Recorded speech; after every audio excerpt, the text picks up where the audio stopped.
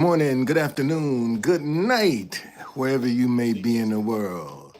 Thank you for joining me for another edition of the Truth Conductor Show. Man, let me tell you something. I woke up this morning, I was planning on going downtown by the White House, and I just happened to take a look at the weather. And it says wind gusts. It is now 24 degrees, and it feels like it's 14.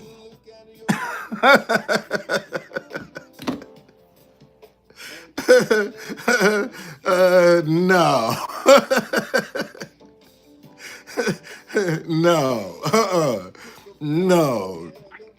24 degrees I can take, but 14 degrees? Oh, hell no.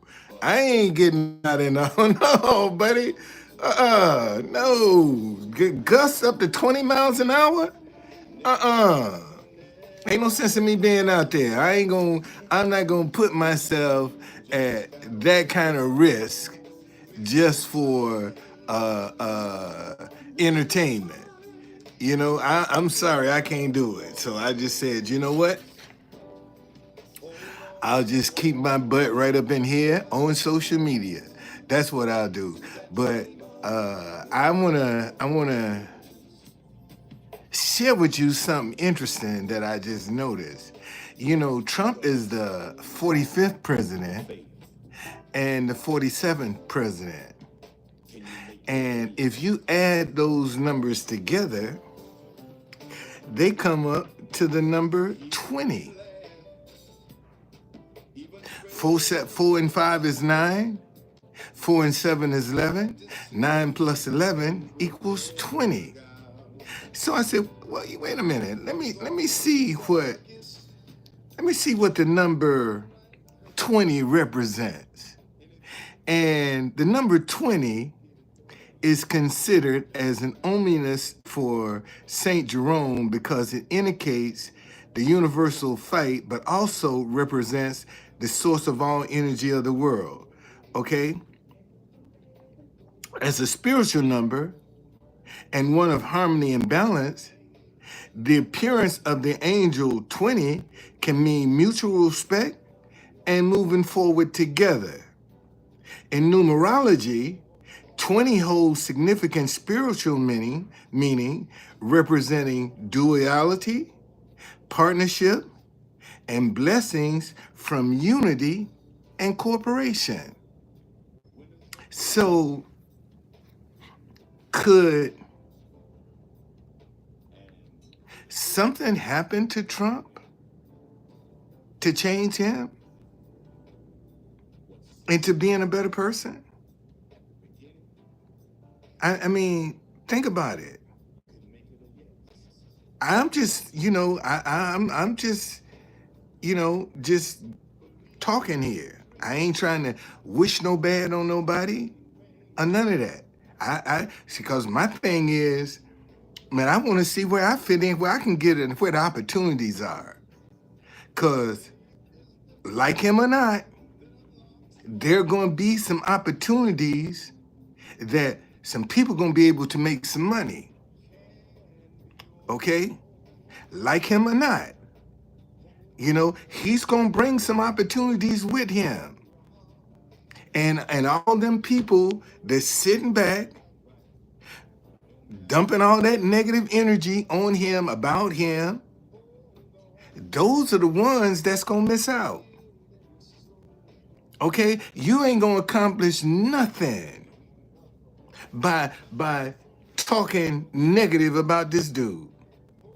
Because all that negativity that you putting into the atmosphere is just going to come right back to you. Okay? So why waste your time? When you know all of that negativity, whether you like the man or not. Okay? All that negativity that you're going to be putting into the universe, talking about him, it's going to come back to you. Because that's the energy that you're putting out. So why not try to see where the opportunities are? Why not try to see where you fit in? If you want to fit in. If you don't want to fit in, man, go on about your business. Do something else. But you ain't got to be sitting down, I told y'all. I told y'all, because once you start getting into that mindset, man, you just on a perpetual wheel. You ain't going nowhere. All you doing is just recycling information. Ain't no productivity whatsoever is gonna come on it, because you just on a perpetual wheel. That's all you doing.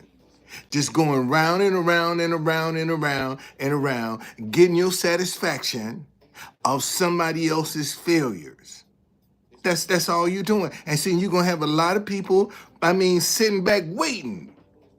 First mistake, like I saw where at the at his rally last night, he was talking about how the election was rigged in his favor. Thanked Elon Musk, because the election was rigged in his favor. This is a man. See. The Bible say, out of the abundance of the heart, the mouth is gonna speak. And there's a lot of truth that's in his heart that's gonna come out of his mouth, and he ain't gonna even be aware of it.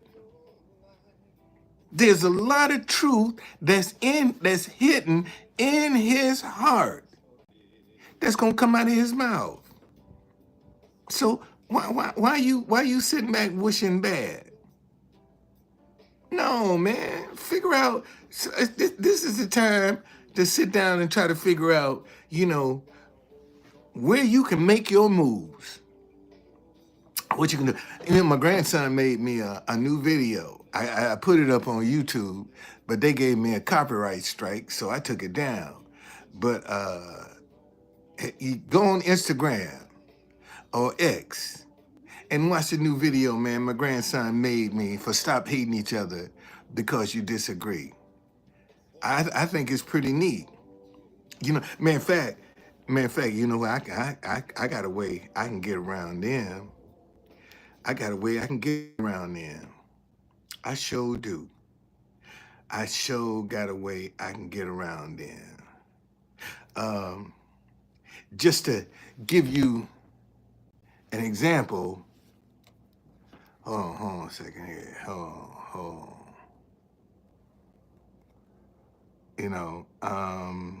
It starts out with Bob Marley, and I'm talking, and hold on, and it's just going through. It's going through different phases while I'm talking on the video, but I got music playing. So since I don't want to get a copyright strike, man, this is when I was at the Emancipation statue. They was trying to tear that statue down. And that little girl, she was so hyped, she ain't know what was going on. And here I'm talking about, we fighting each other because we disagree. All right. This is the guy. I'm glad he put that in there. That's the guy. And they say, let's talk to each other and start talking at each other. Okay. Because if my half of the ship go down, we need more love and understanding when we're dealing with each other. And if my half of the ship go down, yours ain't gonna stay afloat. And we got people fighting, trying to destroy the other half of the ship like theirs is safe. And it ain't. Okay, and the rich got all the lifeboats. Okay, we see the division coming. And we ain't trying to do nothing about it. I'm just trying to show you what the video is talking about. And let's see. Yeah, that's saying stop hating each other, because if we don't come together as people, we gonna perish as fools. Okay? And this is what this is saying. Let's come together as people, or we're gonna perish as fool. And this is a message that need to go all over the world. But it's pretty. He did an excellent job on it. He did an excellent job, and what I'm trying to get him to see is you got to start somewhere, man. You can't you grow into excellence. You grow into being good. Some people come out, but that takes practice. So and then you never know who's watching. You never know who's watching. Somebody might call up and say, "Hey, who made that video for you?" My grandson did that. Can I get in touch with him? Of course. Of course. Because he's real creative. I got to give him credit. He is creative.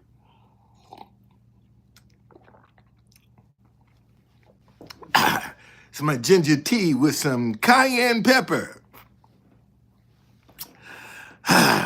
Boy, got to get that cayenne in me some kind of way. But no, man. This is not the time to be throwing stones. This ain't the time. This is not the time to be sowing negativity. This ain't the time. This is the time for you to be trying to position yourself to see how you can take advantage of the opportunities that's going to come forth. Because it's going to be some opportunities that's going to present themselves. And if you stuck in your negativity, if you stuck in your blame and you stuck in all that other crap, you're going to miss some opportunities.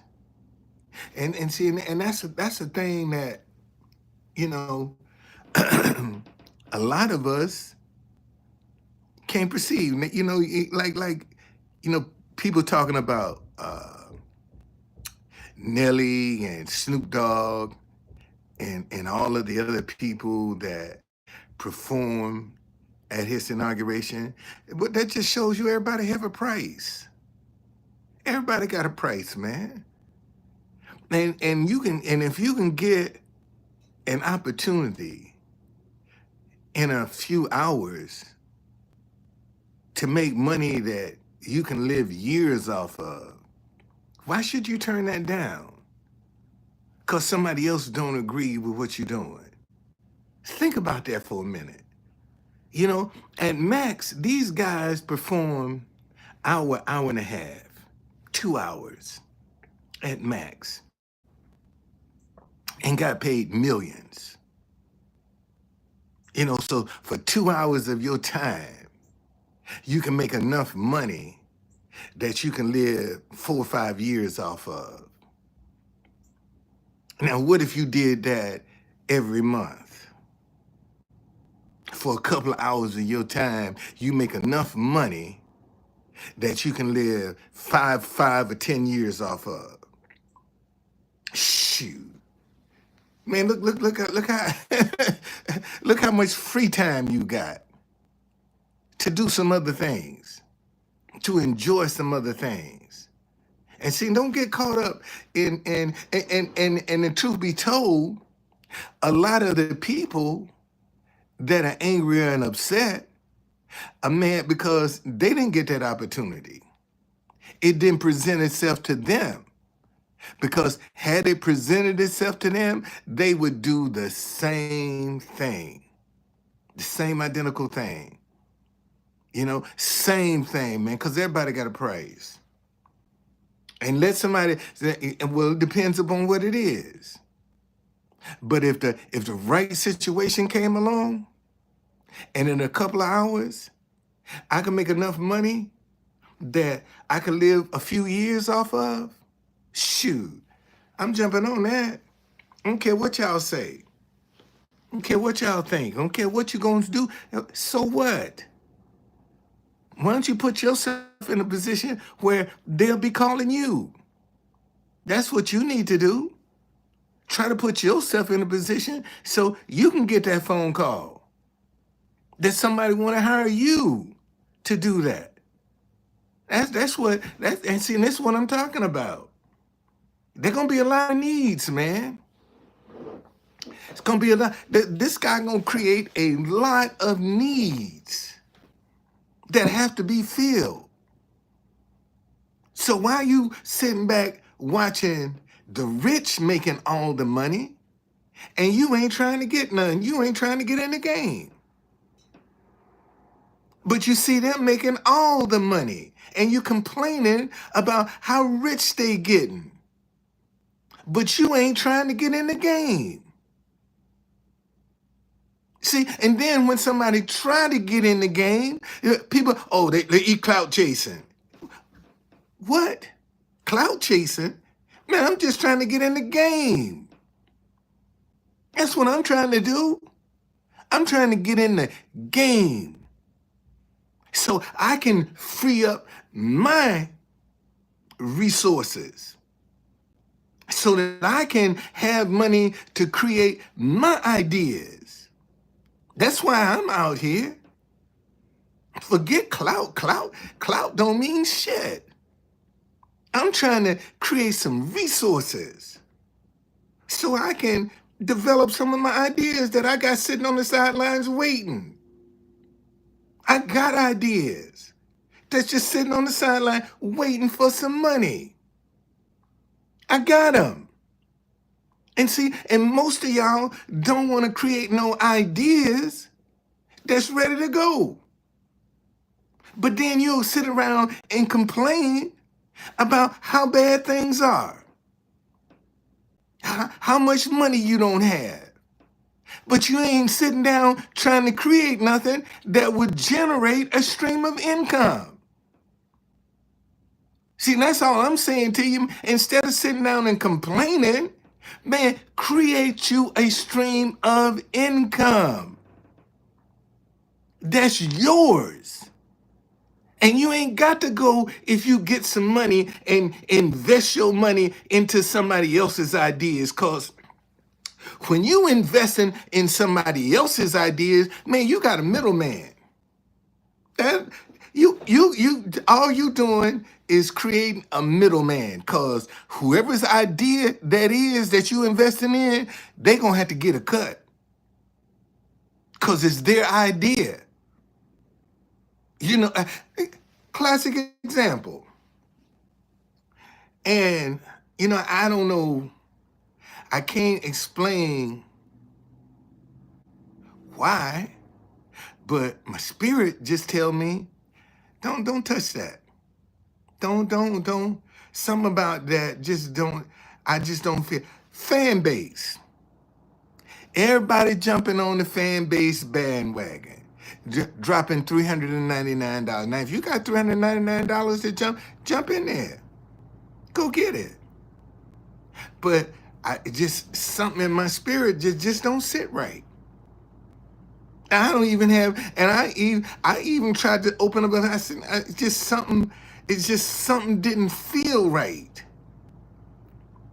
You know, just something is just amiss. I don't know what it is. I can't put my finger on it. But I do know what everybody is doing. That's what you want to stay away from. What everybody is doing. And see, I'm not going, I mean, hey, if you want to jump on that bandwagon, jump on it. Jump on it. You know, like when they shut Twitter down, they got another app, the Red Door, that's Chinese. Everybody run over to that app. And you got to be able to speak Chinese on that app. They don't do English. You see? And this what I'm saying, man. Everybody, instead of developing your own, they want to run and make somebody else rich. How come you ain't making yourself rich? How come you're not trying to create your own? Because I can tell you why. Because when you do try to create your own, you're going to have some people laughing at you. You're going to have some people putting you down because you're trying to be independent. Who you think you are. Everything you do, you ain't had nothing to work yet, but it's ready to go. It's ready to go. See, what you got ready to go? Nothing. And see, and again, we don't know. See, what I think a lot of people, the mistake that a lot of people are making, and I've often said, this second term of Trump is not going to be like the first. I've always said that. And I'm telling you, I believe that something is going to happen to this man that's going to make him the exact opposite of who he is now. I believe that. And I've often said that. All of this bravado and this getting even and this revenge, that man is going to do a 360. I don't know what's going to happen. I don't know how it's going to happen. But something is going to happen to him to make him a changed man. See, because God is the only person that can change a man's heart. Let me say that again. God is the only person that can change a man's heart. And something is going to happen that's going to change Trump's heart. Okay? Okay? Something is going to happen. Something is going to happen. Because look how it started out. Look how it started out. Okay? Crowds are important to him. They are important to him. And look, he didn't get the crowd during his inauguration. A lot of people came up here and were disappointed because everything that was supposed to be outdoors. Oh, shit. Y'all, listen.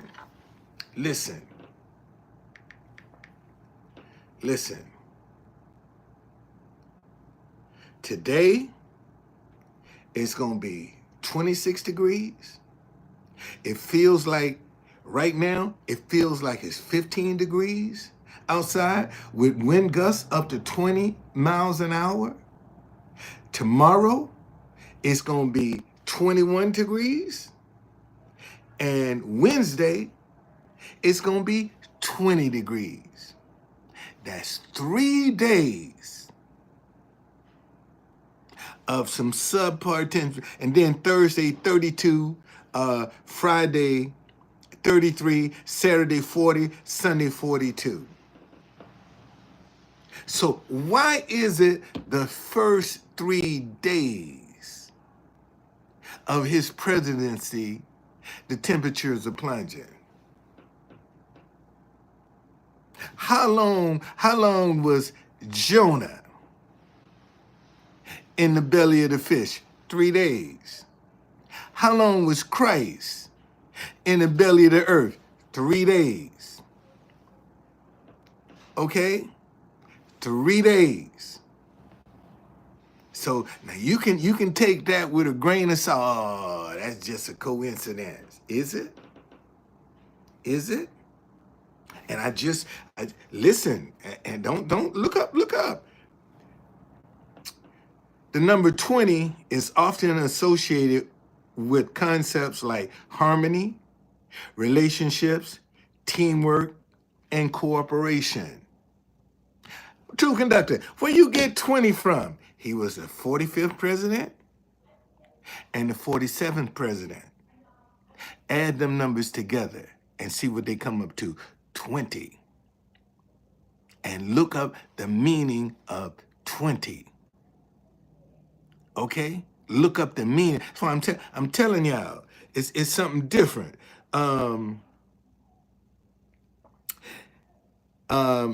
as it signifies the coming together of different elements to create unity.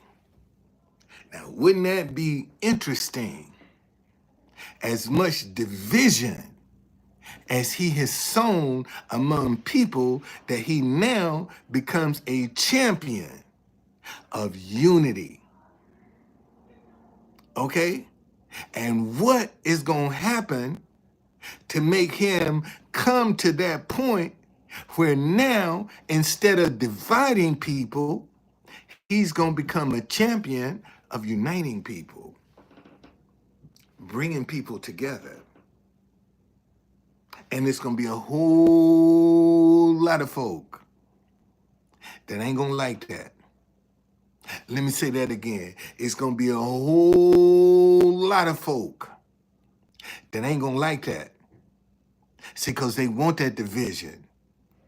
They want that animosity, that revenge, that getting even. That's what they want. And he ain't going to be for that. But what's going to happen? I have no idea. Okay? I have no idea what's going to happen. We got all this noise going on outside my door. So let me put my AirPods and my earpods in so I can cut down on some of that noise that I'm hearing. But no, seriously, man. This and what I'm trying to show y'all, man, this ain't no accident. This ain't no accident. All this stuff that's going on, it ain't no accident. It ain't an accident at all. But unfortunately, most folk don't want to look at it from a spiritual point of view. See, the one person that they don't want to put in the midst of this is God. What is God trying to say? What is God going to do? How is God going to, show himself in this? Because he's going to have to. And we done moved into the age of Aquarius. We are now in, for the next 20 some odd years, we in the age of Aquarius. Matter of fact, let's see what the age of Aquarius means. So you can, you know, um, age of Aquarius is an astrological concept that refers to a period when the sun moved into there and is said uh, to be a time of change, creativity, and a shift in consciousness. Social change. The age of Aquarius is said to bring about social, political, and personal change. Creativity. It's a time to be inspired and tune into nature's rhythm. Equality. It's a time to move on from me to we and to live in peace and equality. Okay? Um, let me see what else I can get here. The age of Aquarius is a period of great change and transformation, both on a personal and societal level. Astrologers predict that this age will bring about social, political, and technological advancement. Um, the age of Aquarius will see a rise in the importance of artificial intelligence. It's coming. The age of Aquarius will see a rise in scientific discoveries. The age of Aquarius will see a rise in social awareness, gender equality, and sexual rights. The age of Aquarius will see a rise in the importance of teamwork and community experience. That's coming together, man. That's coming. Age of Aquarius is when we're going to become conscious of each other. We're going to have some empathy for each other, some compassion for each other. All this so dog eat dog, revenge and animosity, man, that stuff is gone. It ain't gonna work no more. And unfortunately, you got a lot of people that still holding on to those traits, thinking they gonna work. And they ain't. They're not gonna work. And this is why I'm telling you, man, instead of sitting down complaining about what he's doing and what he's saying, man, be scanning the horizon for what some opportunities that you can take advantage of. And that's what you need to be doing instead of complaining about, oh, he gonna do this and he gonna do that. So what? So what? Because if you are truly a child of God, none of that stuff is gonna touch you. Let me say that again. If you are truly a child of God, see, a lot of people be telling you stuff and can't back it up. Okay, but let me back this up. Um, this is Psalms 91. I'm gonna start at verse 3. Surely he shall deliver you from the snare of the fowler and from the perilous pestilence. He shall cover you with his feathers, and under his wings you shall take refuge. His truth shall be your shield and buckler. You shall not be afraid of the terror by night, nor of the arrow that flies by day, nor the pestilence that walks in darkness, nor of the destruction that lays waste at noonday.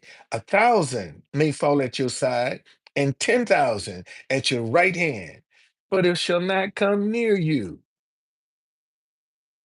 See, that's one of the protections that you have as a child of God.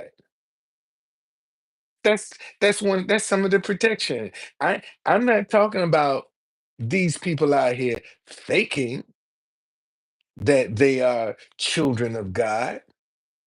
I'm talking about the real ones that are children of God. And if you're a child of God, why are you afraid?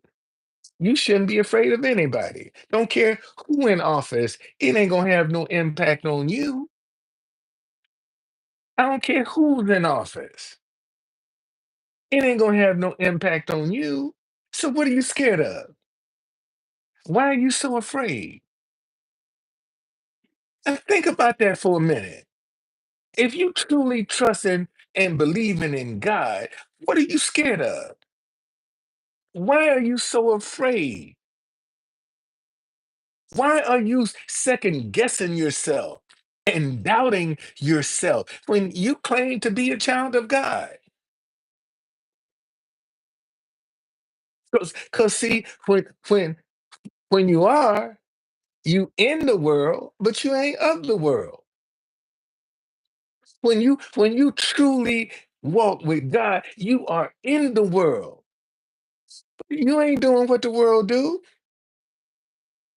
Why you worried? If you truly call yourself a child of God. See, because most of them don't believe that. They talk that talk, but deep down inside, they can't walk it.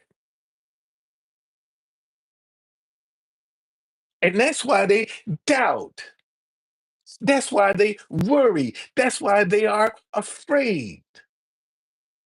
No matter who's in office, man, it ain't going to impact you one way or the other. Because, wait a minute. Here we go. Here we go. Let me show you. Psalms 1. Blessed is the man who walks not in the counsel of the ungodly, nor stands in the paths of sinners, nor sits in the seat of the scornful. But his delight is in the law of the Lord, and his law he meditates day and night. He shall be like a tree planted by the rivers of waters, that bring forth its fruit in its season, whose leaf shall not wither, and whatever he does, he shall prosper. Listen to this. The ungodly are not so, but are like the chaff which the wind drives away. Therefore, the ungodly shall not stand in judgment, nor sinners in the congregation of the righteous. For the Lord knows the way of the righteous, but the way of the ungodly shall perish. Let me read that in the Message Bible. How well God must like you, and you don't hang out at Sin Saloon. You don't slink along dead end road, and you don't go to Smart Mouth College. Instead, you thrill to God's word. You chew on scripture day and night. Your tree, you're a tree replanted in Eden, bearing fresh fruit every month, never dropping a leaf, always in blossom. You're not like the wicked who are mere windblown dust, without without defense in court, unfit company for innocent people. God charts the road you take. The road they take is Skid Row. This is what I'm talking about, man. If you live in a righteous lifestyle, why are you worried? Why are you upset? See, everything, and this is and I'm learning this as I go. Every time you go through some adversity, man, it makes you a better person. Every time you go through some adversity, when you come out on the other side, you're going to be a better person. The only way you don't become a better person, you quit in the midst of the adversity. You don't get to the other side. You give up and you don't get any benefits from that adversity when you throw in the towel. But when you ride that storm out, when you can make it through that adversity, when you can get to the other end, it makes you a better person. And see, and a lot of people are complaining because they don't want to go through nothing and they don't want to become better. Because that's what adversity gonna do for you. When you go through some stuff, buddy, shoot, you coming out a much better. You ain't gonna be the same person as when you went in. Now let me say that again. See, when you come out of adversity, you're not the same person that went into that. Because it's gonna change you. It's gonna have an impact on you. You ain't the same. You don't even see stuff the same. And you only got two choices with adversity. You're gonna either fight it or you're gonna fold. Let me say that again. With adversity, you ain't got but two choices. You either gonna fight it or you gonna fold. Them the only two choices you got. Them the only two choices you got. You gonna fight it, man. When you fight it, shoot, you always see you proactive when you fighting it. Because you're always looking for the answer. You're always looking for a solution. You believing, you're trusting. See, when you proactive.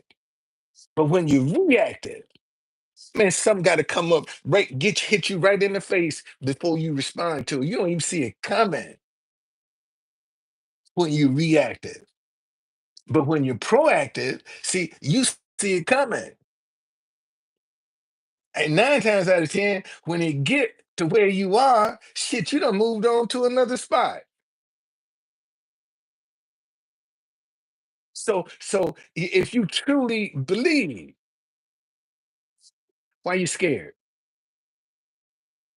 Why you scared? If you say you believe, why you second guessing yourself? If you say you believe, why you doubting yourself? If you say you believe, because you can't do both. You can't be second guessing yourself and be in belief.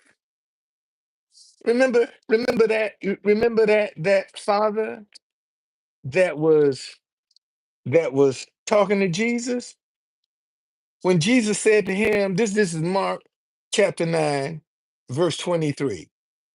Jesus said to him, if you can believe, all things are possible to him who believes. Immediately, the father of the child cried out and said with tears, Lord, I believe. Help my unbelief. And see, your unbelief is your doubt. Your unbelief is your second guessing. Your unbelief is your anxiety, your fears. That's your unbelief. See, that's your unbelief. And that is what gonna attack your mind when you get on this road to, man, I'm believing God for all of my needs. I'm gonna believe God.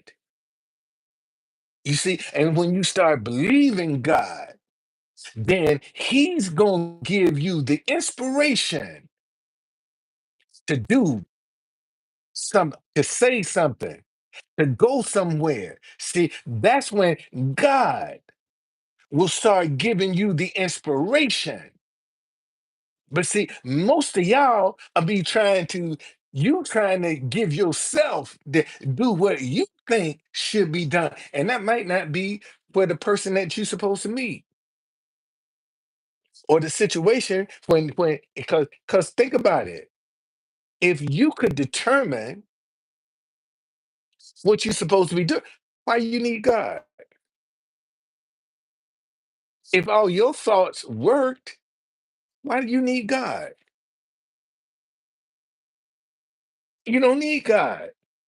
If you can figure out how to get out of your adversity, you don't need God. If you could heal yourself, you don't need God. Okay. What's going on, Charlene? How you doing? And see, you got a lot of people that have put themselves in position, but they don't need God. If you can go out here and make everything you've tried successful, why do you need God? When you can make everything yourself successful, why do you need God? I'm doing fine. You see, and that's why sometimes you have to let stuff go, man. You got to let it go. You have to give up the control. You have to turn the steering wheel, let the steering wheel go. If you believe in God, let the steering wheel go. But see, a lot of y'all scared to be, and see, and this why you can't be telling everything you thinking. Okay? This why you can't be telling everything you thinking. Because it might make sense to you, but it ain't gonna make sense to everybody. And see, and when you tell the wrong person what you believe in and how you do, oh, you crazy. You don't lost your mind. You need some help. You having a mental crisis. How much you believe in God, you trust in God. See, they'll pull all kinds of negativity on what you're trying to do. Why? Because you told the wrong person. Some things you need to keep to yourself. Some things you need to keep to yourself until you get the manifestation. And somebody asks you, well, how did you do that? This is how I did it. Okay? This is how I did it. But if you ain't got the manifestation, man, don't you go be trying to tell people what you're doing and how you doing it and what you thinking and what you trying. It's none of their business. It's none of their business. I don't care who, and that could be your spouse. Keep your mouth closed until you get the results that you're looking for. That's what you got to do. Keep your mouth closed, man. But if everything that comes up comes out, you only hurting yourself. Okay? You only hurting yourself. That's all. You just hurting yourself. And and sometimes that's a painful pill to swallow. It really is. Sometimes that's a real painful pill to swallow. Because some folk don't want the truth. They want you to lie to them. They want you to give them false hope. That's what they want. They'll believe that before they believe anything else. That's just the human nature of people. That's just the human nature of people. So, with this new atmosphere that we're going into, man, get away from that negativity, man. Get away from that negative. Because the only person you're gonna hurt is yourself. And it's gonna come back quicker than before. See that karma now is coming back quick. Find out, find out look and see what opportunities that's gonna be created. It's gonna be some opportunities that's gonna be quick. And see, this is the advantage of being a server. When you know how to serve, and I'm talking about not from your head, but from your heart, man, you'll recognize opportunities just like that. When you are a legitimate server, you see an opportunity, man, you'll recognize it just like that. You'll see it. It'll present itself because you're used to identifying needs. And that's what and under Trump, man, you need to look for what needs is he creating? Because he gonna create some needs. He gonna create some needs. Guaranteed. He gonna create some needs. And you need to be trying to figure out, how can I feel that need? What do I have to do to feel that need? And see, unfortunately, a lot of people don't want to work together and they miss out being selfish because they don't want to work with nobody. And then there gonna be some situations presented where some people can come together and say, okay, I got this talent, you got that talent. Why don't we combine the two and we can be stronger? Write a contract, man, that cover what you want, but don't be afraid to combine your talents with somebody else. And that's what a lot of people, cause they're just afraid. They don't want to trust nobody else. They want to do everything by themselves. And there's some things you can't do by yourself. There's just some things you can't do. And for God's sake, don't let, oh man, I ain't got no money, stop you. Even if you don't have money, you still can create it. Hell, I ain't got no money. I didn't have the money to launch this, but I created it. I will have the money this year to launch this dinnerware line. And a lot of people have been laughing. And when they see it, they're gonna be like, oh, that's what he was talking about. Don't be discouraged, man. Don't be discouraged. Okay? Stop letting things, stop talking yourself out of ideas. because of what you see. And like I said, if you only gonna go by what you see, you don't need God. Let me say that again.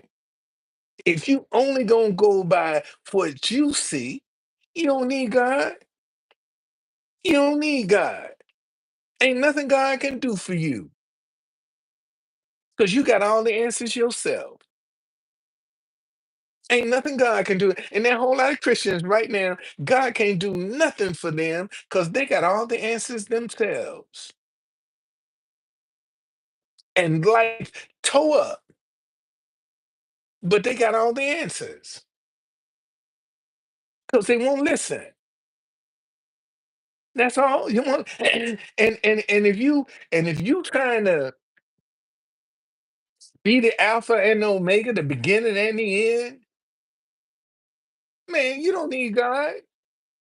You don't need God. And some of y'all really need to sit down and look at how much control you've taken out of God's hands because you don't trust him. That's why you keep trying to make shit happen because you don't trust God. You don't believe. So you still gonna be trying to fumble and make something happen because you don't trust God. Guilty, guilty, guilty. That's why I can tell you, been down that road, man. Been down that road, trying to make it happen myself, thinking I knew, this is gonna work. Okay. Oh, I know this is gonna work. And it fall flat on its face. No, it's gonna work. Man, this is gonna set me straight. Nothing. And God said, okay, since you got all the answers, let's see. And I just did 2025 said, okay, Lord, you know what? Man, you have it your way. However you want to do it, do it. All I can do is just believe. Man, listen, look at this cold weather.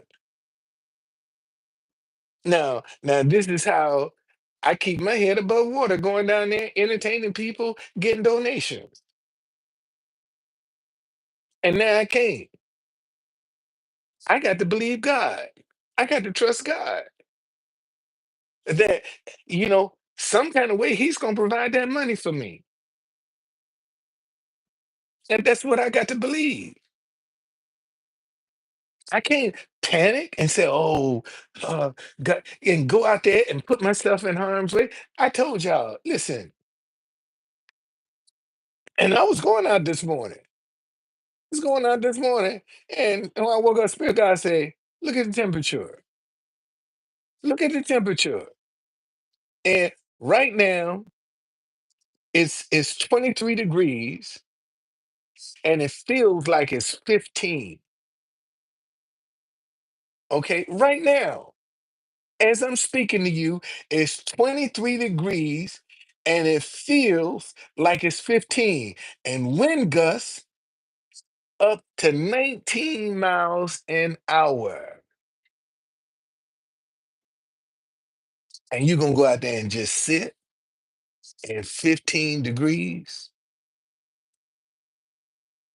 and you just gonna go and sit in 15 degrees, but you can't believe me. You can't trust me, but you can go out there and sit in 15 degrees. Let me take my chances. I'm gonna sit right here, buddy. I'm gonna sit right here on social media. That's what I'm gonna do. Okay. All right. Yes, indeed. Yes, indeed. And that's what I'm trying to tell you, man. And see, and if it was I had my way, shit, I'd be out there in the middle of that crowd right now, freezing my ass off. Don't know what could happen, could get frostbite or something. Because I'm out there trying to do it my way. All right. And God say, and I woke up and God said, look at the temperature. Look at the temperature. Would you rather go out there and freeze your butt off or believe me? Now, which one is easier? Think about that. Which one is easier? Believing God or freezing your butt off? See, and I said, man, I'm gonna sit here and believe God. And then my grandson texted me and say, I got your video ready. So let me put it out there. Let me put it out there and let people see it. I put it out there.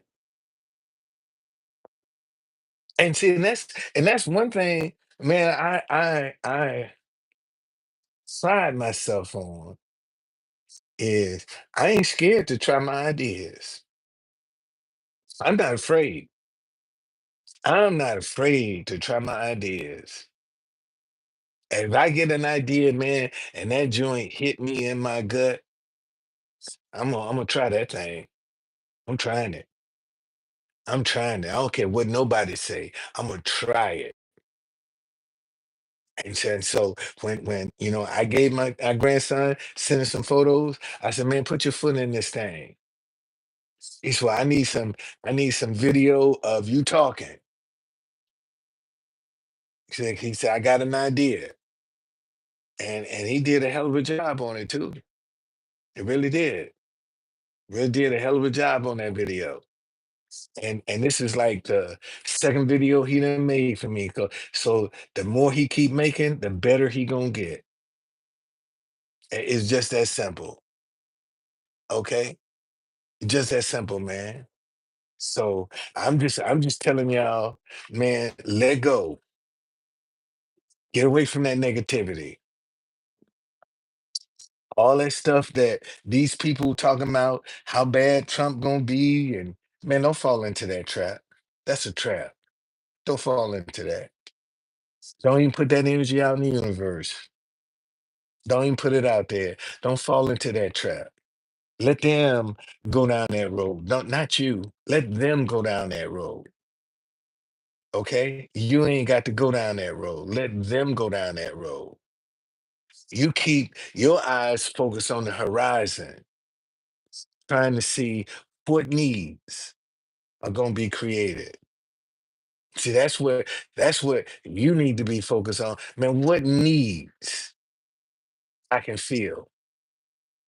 What needs I can create? That's how you gonna make it. Man, you solving a need, okay? And that's all you got to do, man. And if you pick a need and don't you get upset because your idea didn't work. You learned something. Look at what you learned. Look at what you learned. You learned something. Guarantee you're gonna learn something. And this is what a lot of people don't want to realize. When you do something, even if it don't work, man, look at the information that you gain. Look at the contact that you made that you didn't have originally from trying to make this idea work. Look at the different methods that you learned that trying to make this idea work. And you got the nerve to be upset and don't appreciate the knowledge that you gain. You don't care nothing about the knowledge, but you upset because you can't benefit from it financially. And that's the bottom line. Because everybody wanna benefit from their ideas, you know. Everybody wants some kind of financial benefit from your ideas. Who don't? That's why you create. Okay, all right.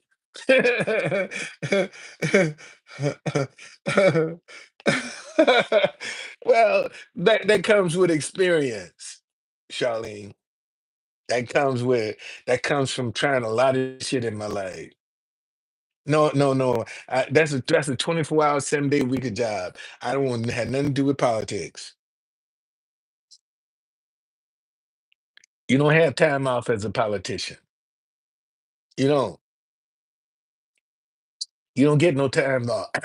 People got access to you 24/7, 365. I don't want that. And that's what a politician have to deal with. People have access to them 24 hours a day, 365, 7 days a week. I don't need that in my life. I don't need that in my life. I really don't. I don't want that in my life. I want to be able to take off when I want to take off and leave me alone. Don't call me. I'm busy. I'm laying up with her. I'm laying up with my wife. I don't want you calling me talking about you got an emergency and I got to get up and I'm just starting to enjoy myself and I got to, oh, baby, I'll be back. Shit. No, I don't want that. I don't want that. And that's what politics will do for you. Okay. That's what it'll do for you. You can be in the middle of enjoying yourself and emergency come up, you got to go because you at the whim of the people. Oh no, And see, a lot of people don't have no respect for your life, and they think whatever happens to them, you supposed to get up and do. Okay, it's not alike. It's not.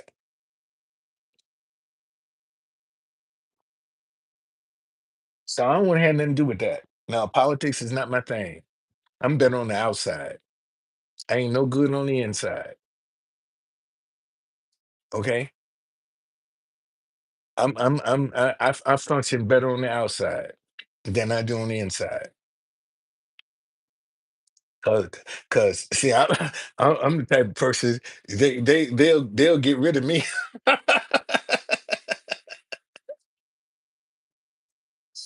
No, oh, he's too radical. He got to go.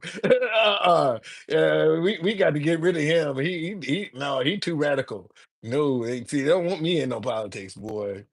They'd be like, no, this dude right here, he too radical. We got to get him up out of here. He's just no, he ain't gonna work. He ain't gonna fall in line, and go along with to get along. I ain't falling in line. I'm too independent, so and they don't want to see nobody like me come in because I'm gonna see it a different way. I ain't going along with the crowd. I'm gonna go along with what's best for the people. So that's why I'm there. Okay, is to go along with what's best for the people. That's why I'm trying to tell folk now, man, don't get caught up in this, you know, this Trumpism of what he's doing and what he ain't doing. Man, leave that crap alone. Leave that crap alone. Don't put that energy in the universe. Okay. Well, Nicole, is he gonna create some needs? This is what I've been trying to tell folk. Eh, See, listen, y'all, and give me credit when it happened because I said that something gonna happen that's gonna change him. Okay, something is gonna happen that's gonna change him. And you look, he was the 45th president, and he's the 47th president. You add all them numbers up, they come out to the number 20. And I just read, just let me, so you can see, and this why I'm saying that something is going to happen Amen.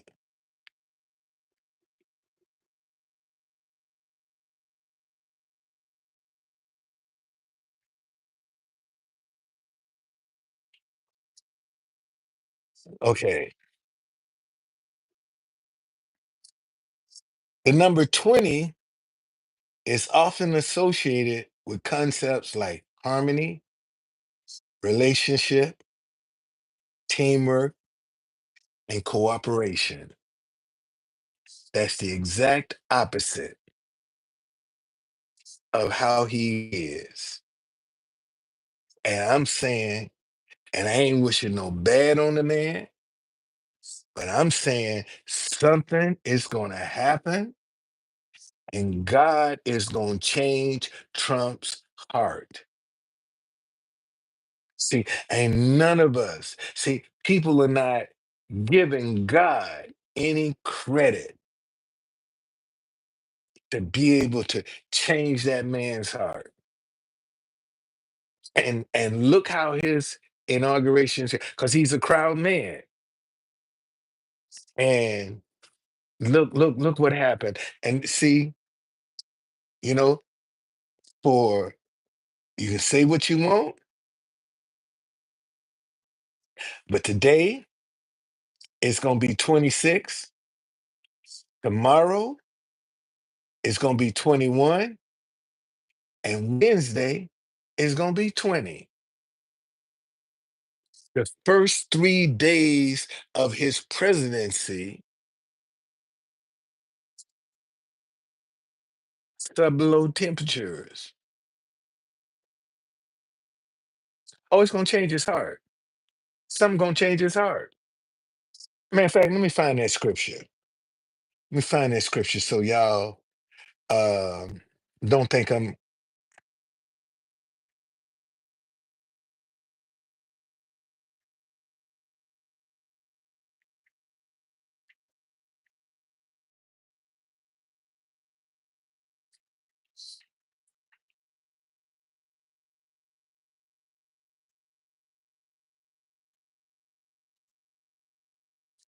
Ooh, in my favorite book, Proverbs chapter 21.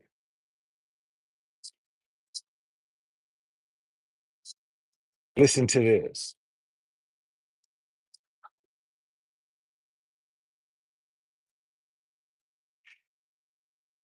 The king's heart, this is Proverbs chapter 21, verse 1. The king's heart is in the hand of the Lord. Like the rivers of water, he turns it wherever he wishes. In the Message Bible, it says, good leadership is a channel of water controlled by God. He directs it for whatever ends he chooses. So God is the only one that can change his heart. Okay. I don't care how stubborn he is. He ain't more powerful than God. I don't care how stubborn he is. God can break that. What man is a match for God, Nicole? What man is a match for God? Think about that for a minute. What man is a match for God?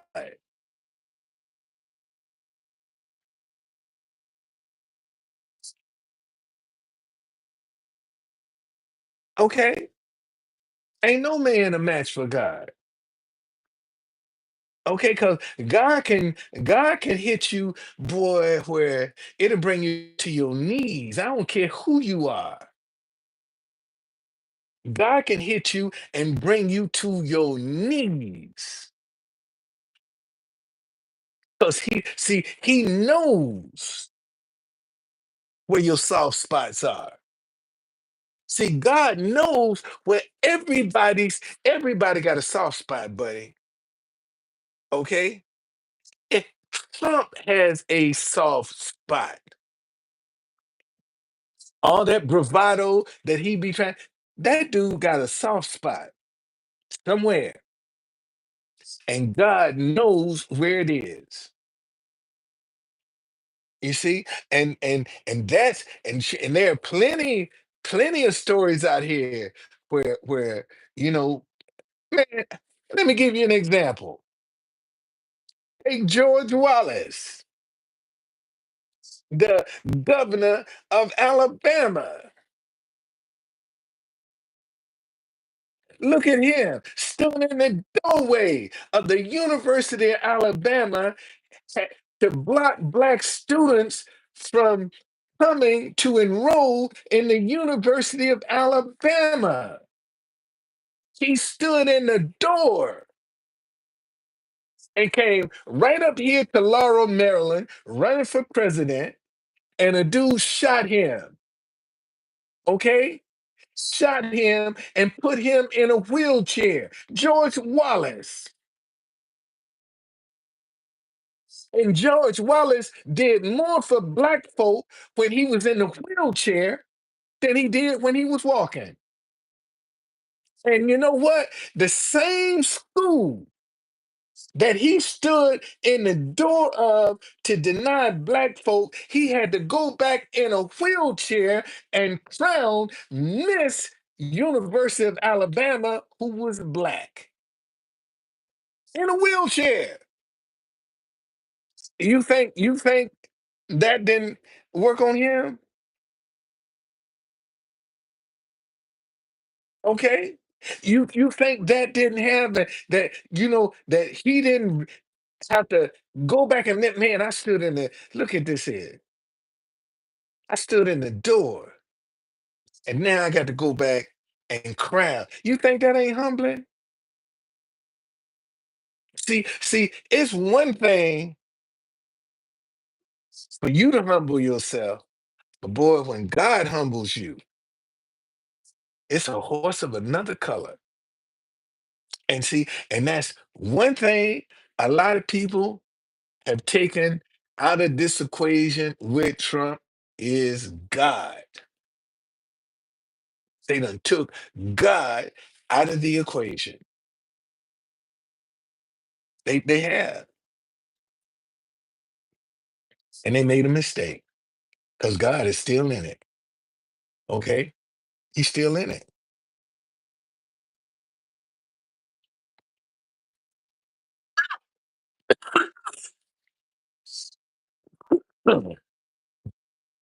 So the question is, what is going to happen to change him? Something gonna happen. Something is gonna happen to change his mindset. Something is gonna happen, buddy. Something is gonna happen. It's gonna change his whole mindset. Because again, we ain't giving God enough credit. We really not. We're really not giving God because it seems like he's been able to get away with so much. So we don't think God is in the equation, and that could be by design. So don't get. I'm pleading with you, man. Don't get caught up in that negativity talking about Trump. Well, the only person you're gonna hurt is yourself. Don't waste your time. Don't even waste your energy on that. Don't waste your energy on that, man. Because that's just gonna you're just gonna be hurting yourself. I mean, get out here and try to see what needs you can fill or what needs can you create. That's where you need to be. That's where your focus need to be on. Okay, is what needs can I fill? What needs gonna be created? Can I create a need? And see now your mind is proactive because you're looking for something. You ain't got time to dwell on nothing. See, and you always notice that whenever you run into a proactive person, man, they don't waste time on gossip. And yeah, yeah, I got some cayenne in this. I got some cayenne pepper in this ginger tea that I'm drinking. It's got a little kick to it, you know. See, I got whoops, I got some cayenne pepper in here, so that's what's making me cough because I got some cayenne pepper. I made some ginger tea and just thought I'd drop me a little cayenne in there. I think I put too much. I think I put too much. Yeah, I think that's what happened. I put too much in there. So when you drink it, it's like got a real kick to it. Yeah, it's got a real kick to it. So, uh, but in this, because cayenne is good for your circulation, definitely good for your circulation.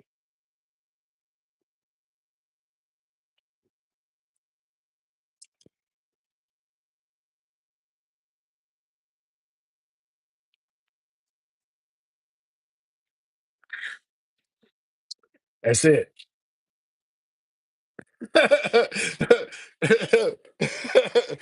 Yeah, but no, man. Again,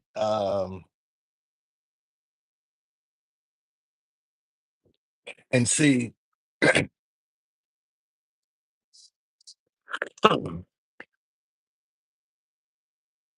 ask yourself. Look at the look at why are we having why are the first 3 days of his presidency freezing?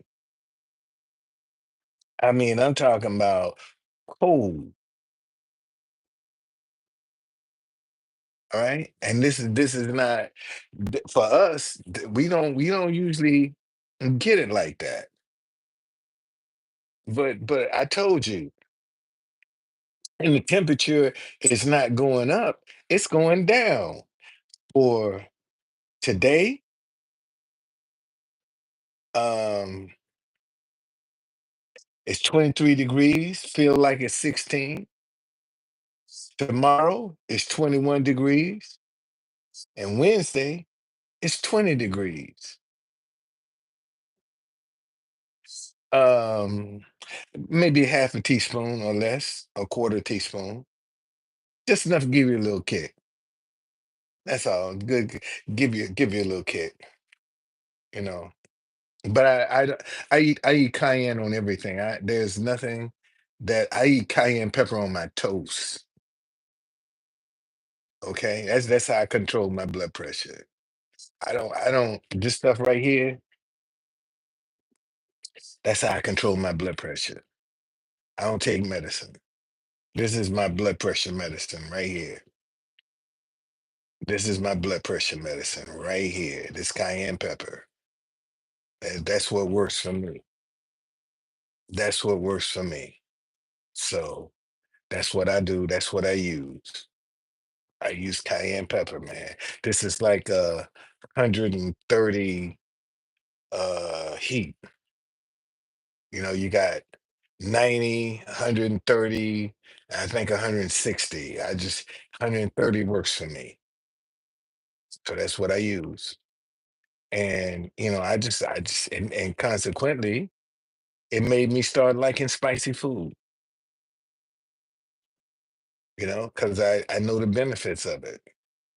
So now, when some say they say something real hot, then they have it. That's what I want. Hot. And it's good for your circulation too. So um, especially in this kind of weather, man. You want something that's gonna keep you warm. And like I said, I was out. I went to bed last night, man. I told my daughter I'm going down to the White House. And I woke up about 3 o'clock this morning, and Spirit God said, "Look at the weather." And it said, that it was gonna feel like 12 degrees. I said, nah, ain't no sense in me being out in that. That's putting myself in harm's way. For what? Let me trust God.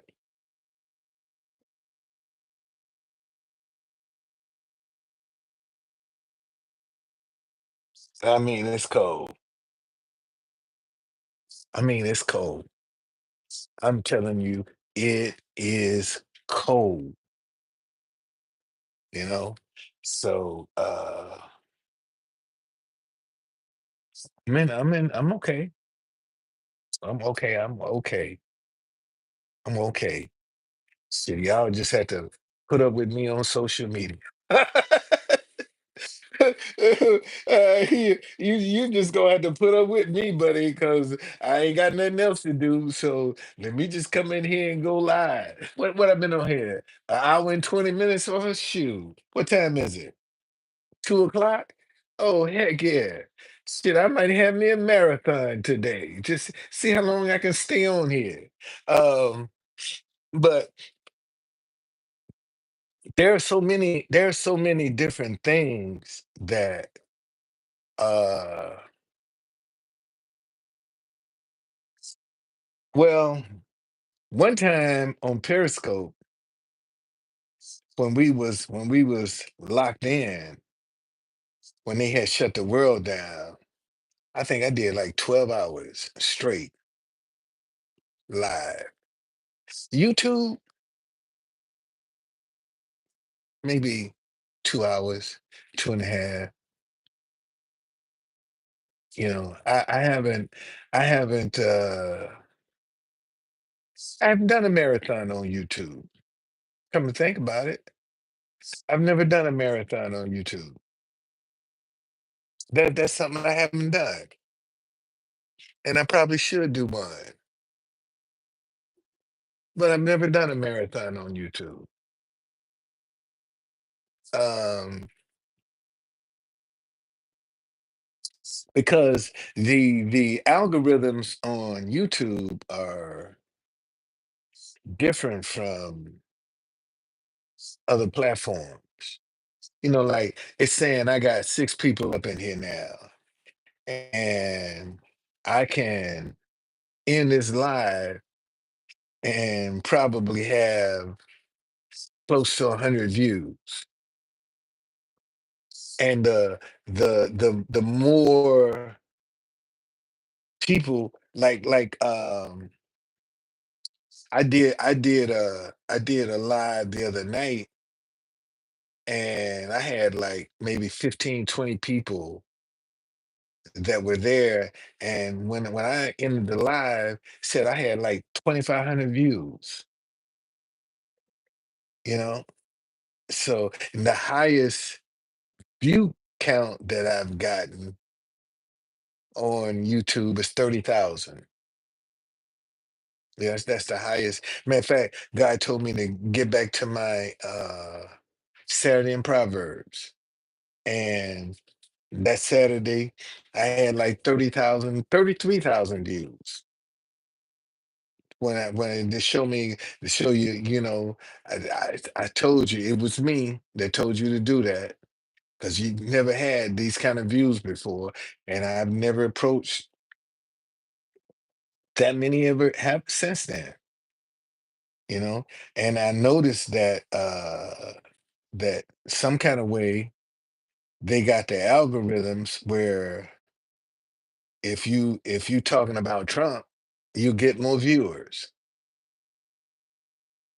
you know, before he got elected. Now, I'm gonna see how they gonna do now that he's in the White House. Um, it's gonna be some stuff, man. It's gonna be some stuff. It's gonna be some stuff. Well, I tell people, whenever you see a bomb that's about to go off, it goes tick tock, tick tock. And when they attacked us, when did they attack us? On 9/11. 9/11 is emergency.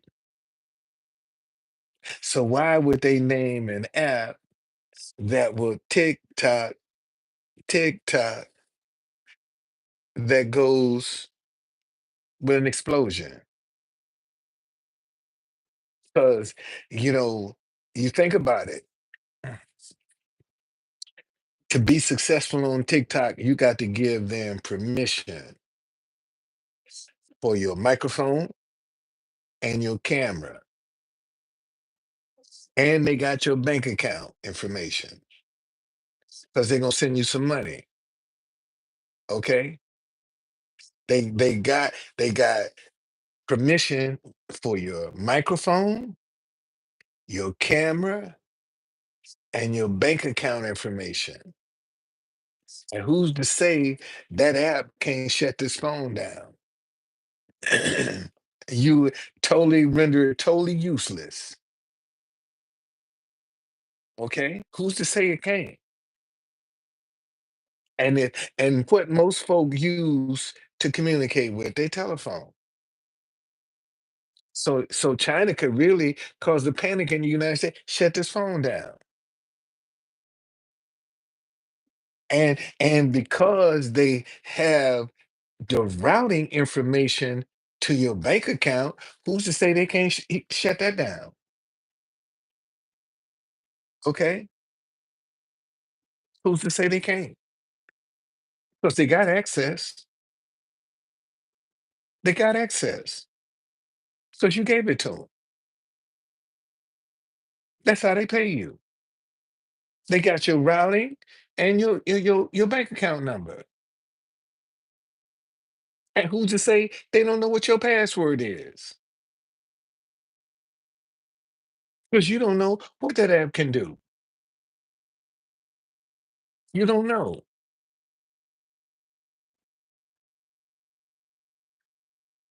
You absolutely have no idea. So if China wanted to, man, they could cause a panic in the United States. What they say, 170 million people? Shit. Man, you that's a panic right there. You shut down and look how many government agencies that's on TikTok. You even got police officers, the cameras on TikTok.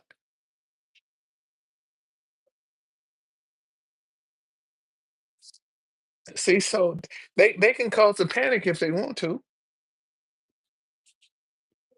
They really could. And I don't know, why people want to put so much trust in the Chinese. I mean, serious. Why are you putting so much trust in there? Like they won't cheat. And the guy that runs TikTok won't let his children on the app. So if it ain't good enough for his kids, why is it good enough for you? Think about that. He won't let his children nowhere near that app. But yet, your kids can get on it, but it ain't good enough for his kids. And you don't question that? That's not important to you? Oh, yeah, true conductor. Look how much money I'm making. Yeah, you might be making money, but look how much control you done gave up. Look how much control you done gave up to make some money. Because you done gave up some control, buddy. You done gave up some control. Yes, you have. And it's all about, for some folk, it's all about the dollar. As long as they're making some money, they happy. And they can shut that money down just like that. Shut it down just like that. It's gone. It's gone. And see, and this is why I keep saying social media has made the need for an education obsolete. Look how many kids that ain't got dropouts, high school dropouts, and are influencers on social media. And let me say that shit again. Look how many kids that are high school dropouts and are influencers flying private because of social media. Because they get out here and do some dumb shit to get some followers. And see, if you ain't got a whole bunch of followers, you ain't no influencer. I don't care how solid your message is. I don't care what kind of wisdom you are sharing. If you ain't got a whole lot of followers, you're not an influencer. Because what's the first thing they're gonna talk about is how many followers this person have on Instagram or on X or on YouTube. That's how they measure their success, by the followers you have. And you can be, you know, one of the wisest people in the world. If you ain't got no followers, you ain't no influencer. They had this guy going around, I know y'all have seen him, that was spraying pesticide on fruits and vegetables in the grocery store. And that boy said he was getting paid $10,000 a month. $10,000 a month for going around doing stupid shit. See, you can make some money being stupid. If you want to degrade yourself, do all that. Oh, you could get rich overnight. You can get rich overnight. But try to make some sense. Try to be upstanding and an example. Shit, you started there, buddy. Because that's not what people want to hear. That's not what they want to see. They want the drama. They want the cheating. That's what they want. They ain't interested in trying to do it right. They don't care about that. Just get the bag. That's all that matters to them. Get the bag. And that's just the way the system is. So you either can be discouraged by that, or you give in. You just give in, man, and join the crowd. And unfortunately, there's so many Christians that gave in and join the crowd because they see the money that's being made. And they just doing it for the money. There are a lot of things out here, man, you can just do just to get paid. But, you know, it's not fulfilling. Ain't no satisfaction with it. It's not a win-win situation. It's just a win situation.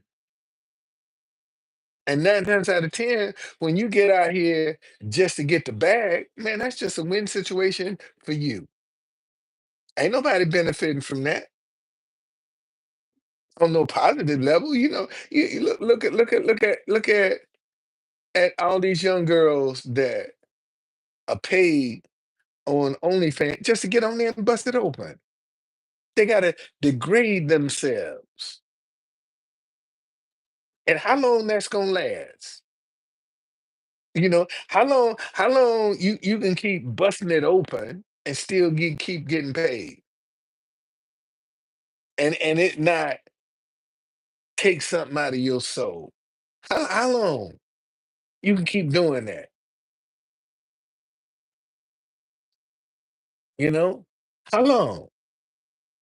You see what I'm saying? And a lot of them don't consider that. And most of them are consumers anyway. They getting a whole bunch of money, but they ain't doing nothing with it.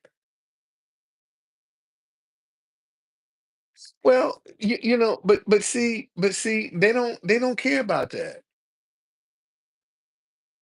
Edward, there's some men out here that don't care about that. All they want to do is enjoy whatever that woman is she can provide for them. That's all that matters to them.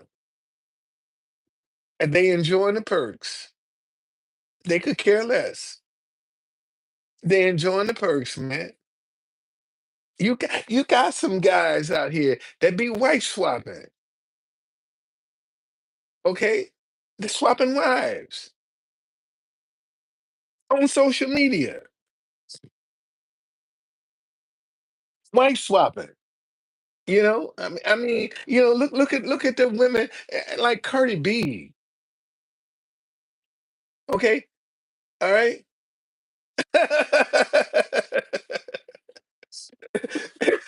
I mean, look at women like Cardi B, always bragging about her WAP, but yet her man cheats on her. So if your WAP was so good, how come you can't keep your man straight? If it's so good, if you bragging about what you can do, and how come you can't keep your man from cheating? So something is missing here. So maybe he ain't as good as you pretending that it is, because the show can't keep him home. You see, and this is the thing. See, and this is the for real. Seriously, seriously. If your poo nanny is that good, like look at this old crazy girl down in Georgia, Fannie Willis. Talking about she got gorilla grip poo nanny. What? Gorilla grip? You. If you had gorilla grip poo nanny, man, men would be lined up outside your door. If you talking about you got some gorilla grip poo nanny, that's the weakness of every man.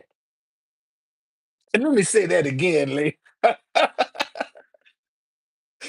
let me say that again. Okay?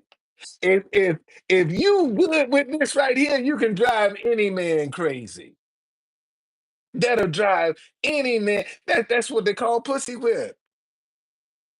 That right there is what makes a man pussy whip.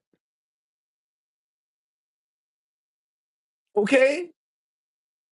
And if Cardi B is, how you mean tell me your man,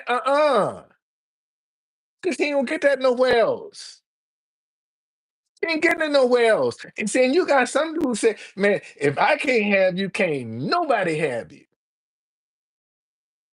And that's their attitude. And they be for real too, buddy. They be for real. See, so if you got it like that, how come men ain't lined up? Why you gotta go get a married man?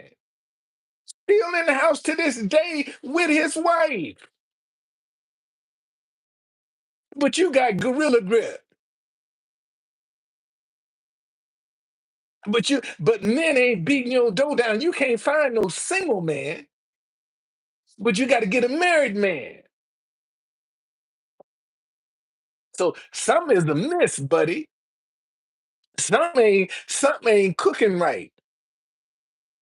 And seeing this, and everybody want to get on social media and be bragging about what they can do and they skills and they bedroom skills. But if you notice, person that's, be it man or woman, that's really got a tight bedroom game, they don't do no bragging. They don't do no bragging. They'll warn you. I ain't the one to play with. I'm not the one to play with. And if you don't heed the warning, shit, your ass gonna get caught. But all them jokers talking about how tight they bedroom is, that bedroom game is, and what they can do, man, they full of shit. Full of shit. That's just to try to impress you. That's all they trying to do. Impress you. And then get in bed and be the biggest disappointment that you ever had. But I was on a bed. That's all they trying to do is impress you.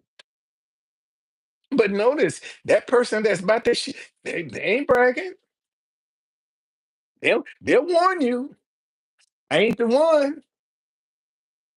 I'm not the one to play with. And if you don't heed the warning, you'll find out, and it'll be too late. Bam.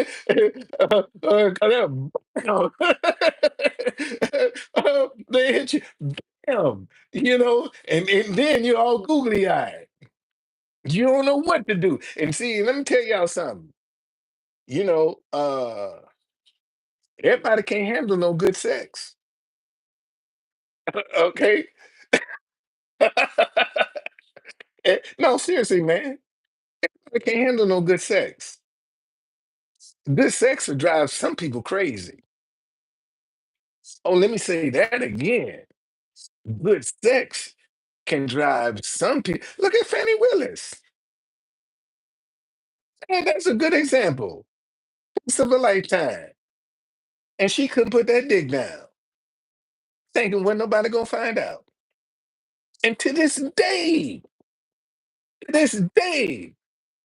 she's still defending that man. So whatever he did to, he made her toes curl.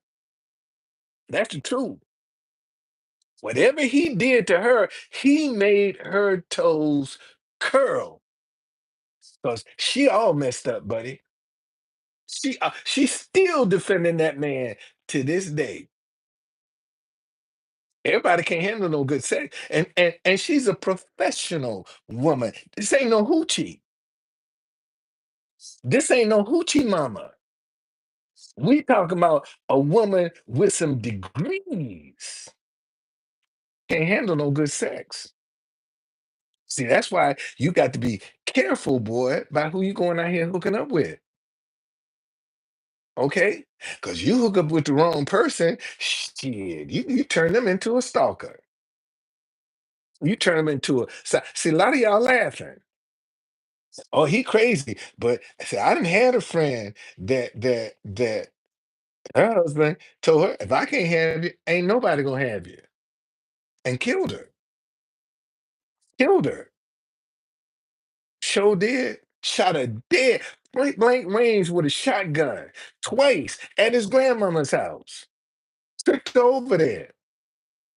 Told her, if I can't have you, can't nobody have you.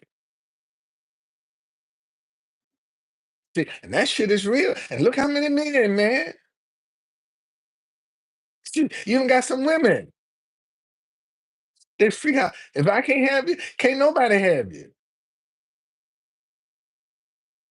You see? So no, that's why it's not wise. Be trying to get with any and everybody because you ring the wrong person's bell could be a death sentence for you.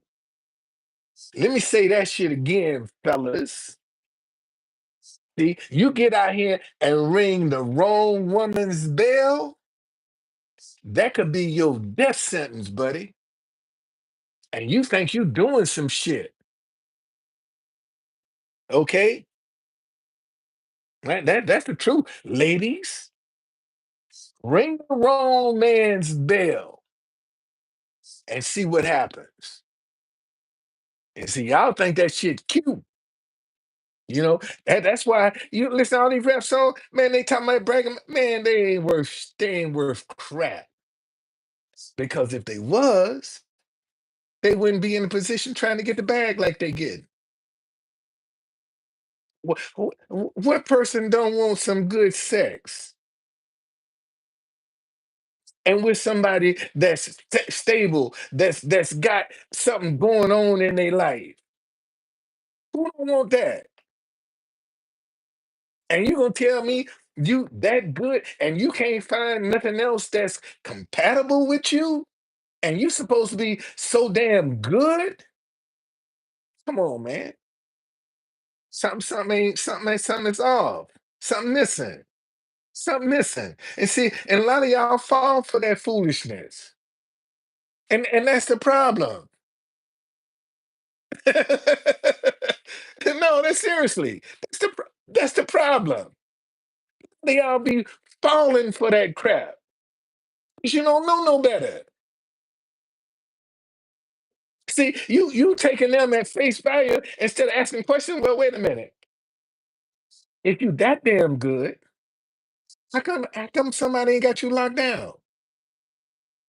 If you that damn good, how come somebody ain't got you locked down? Think about it. You gonna make them sing the Star Spangled Banner. How come somebody ain't got you locked down? If you that damn good, why you gotta get with a married man? If you that damn good, you mean tell me ain't no single man can appreciate what you got to offer? Something is amiss, man. Something is amiss. And folk be falling for the flim flam instead of asking question. Wait a minute. If you got all these good qualities, why you by yourself? If you're such a good person, why you by yourself? Everybody can't be wrong. Let me say that shit again. Everybody can't be wrong. And if you haven't been able to run into a good person, then that has something. Somebody got to question what you choosing? How you choosing these people? Why you seem to be always attracting the garbage? Okay, see what they say here. Um, oh well, hey,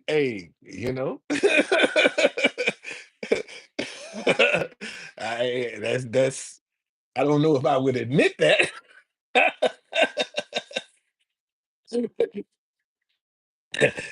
You might have you might have listen, let me tell you something, girl. See, I changed my life around when I accept God in my life. I just don't do those things no more. Charlene, um, I don't care how much God is in your life, you still get horny. Let me say that again, Charlene. I don't care how much God is in your life, you still get horny. Okay? Right one ain't hit you, baby. You ain't came across the right one's path. That's all. And I take my hat off to you 23 years, but the right one come along, shit, you fold like a tent. You fold like a tent. You would.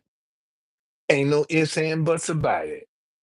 See, because what people that talk about God, see, they forget them tendencies. Well, it don't matter about history. They ain't got nothing to do with it. Having a hysterectomy ain't got nothing to do with somebody turning you on. Shit, so what? You can't have no babies. That don't mean nothing. Don't mean a thing. Don't mean a thing. Got nothing to do with you getting hot. With somebody stirring the fire. Somebody could come along and get you hot. I guarantee you. You just ain't met that person. But there's somebody out here that can get you hot, girl. I'm telling you that. And that's facts. That's facts. Okay? Okay. All right. All right. I know some women got hysterectomy.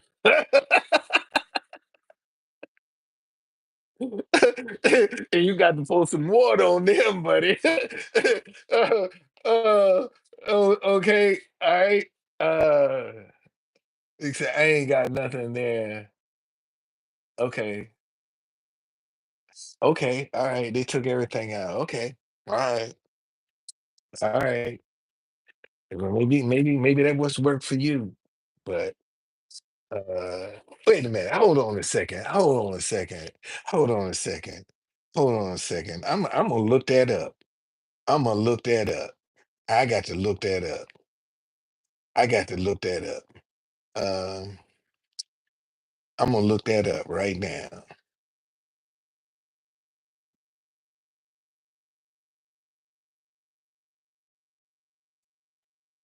Uh,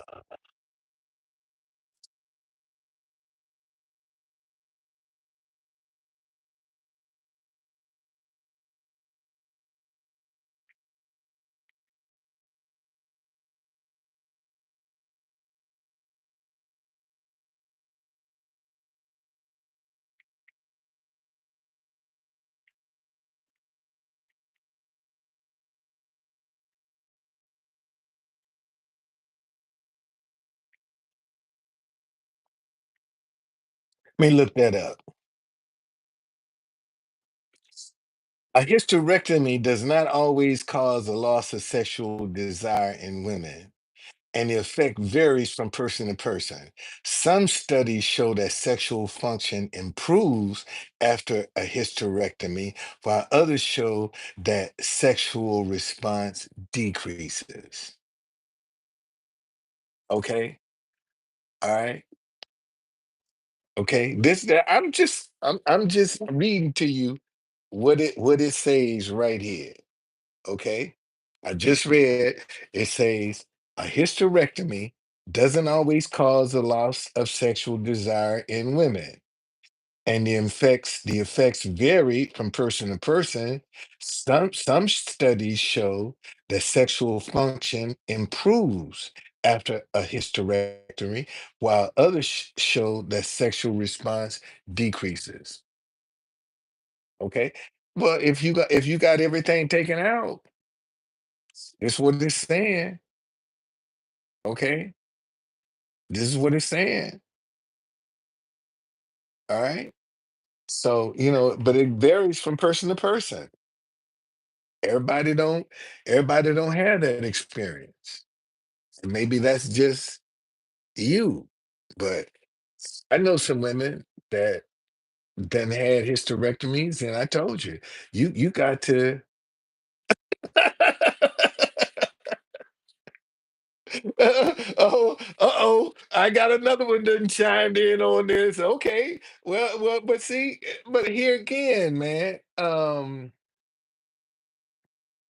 there's still somebody that can come along and stimulate those desires. That's what I'm saying. Okay. I'm saying, yeah, you might done lost the desire, but there is still somebody that can come along and stimulate them desires that stir up that fire that you thought was dead. Okay. And I'm saying it can happen. It can happen. I believe in miracles.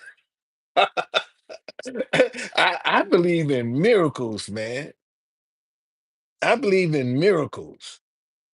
And I'm saying, somebody can come along, man. God can give them the ability to be able to, rekindle that fire that you thought was put out. You see, cause see, and here again, you know, in your situation, somebody gonna have to discover. Obviously, the conventional way doesn't work for you. Okay, so somebody's gonna have to discover. Okay, well, if the conventional way ain't working, what is? There's something that I don't care who you are, and that's something gonna turn you on. There's something gonna turn you on. There's something that's gonna get your attention. There's something. You ain't that dead. There's something out here that can get your attention. And maybe the men that you have been running into were thinking the conventional way, and it ain't obviously the conventional way ain't working. That doesn't mean nothing will work. It's just what they've been trying hasn't been hitting the spot. So what? What that got to do with you wanting a man between your legs? Because you can't have no babies and you ain't got no period. That don't stop you from not wanting a man between your legs. I'm sorry to be so graphic, but that ain't got nothing to do with no man being between your legs. Hell, there's some women glad they don't have their periods and can't have no more babies. Now they can really be screwing out of both legs because they ain't got nothing to worry about. Okay? They ain't got no baggage. Well, you saying that. Shit. You saying that. Yeah, I hear you talking. And see, another one yeah, they're the ones that go buck wild crazy. That be saying, "Oh, it's been so long." Yeah, right one come along and punch your button, boy. You probably couldn't handle it. It probably would drive you crazy. Yeah, you turn you into one of them old crazy women Halle Berry be acting like. Yeah, you probably would. That probably would be the impact on you. You'd be just like Fannie Willis, you know, be just like her. Wouldn't know what to do. Yeah, that's what you probably would do. Listen, y'all, I'm telling you, sex is nothing to play with. Let me say that again. I mean, I'm laughing and I'm joking, but if we are created in the image of God, look at the method that we use to do that. Let me say that again. If we are created in the image of God, look at what we use. Okay. Oh, made you grow a beard. Okay. Look at what we use, man. Sex. It's what we use to create in the image of God. It's sex. That shows you how powerful that energy is. It's not to be played with. Okay. It's not energy to be played with. Because it is the most powerful energy on the face of the earth is sex. Sex. That is powerful, man. You can't play with it. And you got so many people out here playing with it and degrading it. You know, and they doing the same.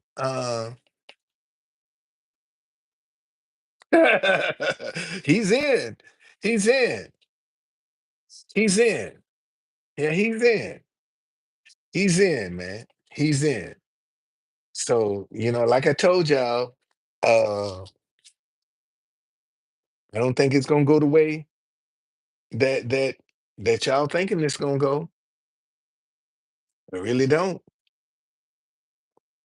I want to go on record and say I don't think it's gonna be the way people think it's gonna be, because it's just too much spiritually that's lining up that he's gonna change. He's gonna change. He ain't gonna be the same person. Okay, he ain't gonna be the same person. The same person that leave in 2028 ain't gonna be the same person that came in 2024. I guarantee you. Okay, if he lasts that long, he ain't gonna be the same. He ain't gonna be the same. He's not gonna be the same. Not gonna be the same. But something is gonna change him. Something is gonna change him. And when he change, he gonna get a rebellion from his followers because they're not gonna be able to accept it. They not gonna take him serious. They're gonna think he's playing and he's gonna be for real. And it's gonna be a change. Okay. And I'm telling you that. I'm saying he's gonna change. Something is gonna change him. I don't know what it's gonna be. I don't know how drastic it's gonna be, but there's gonna be something that's gonna change him into a better person.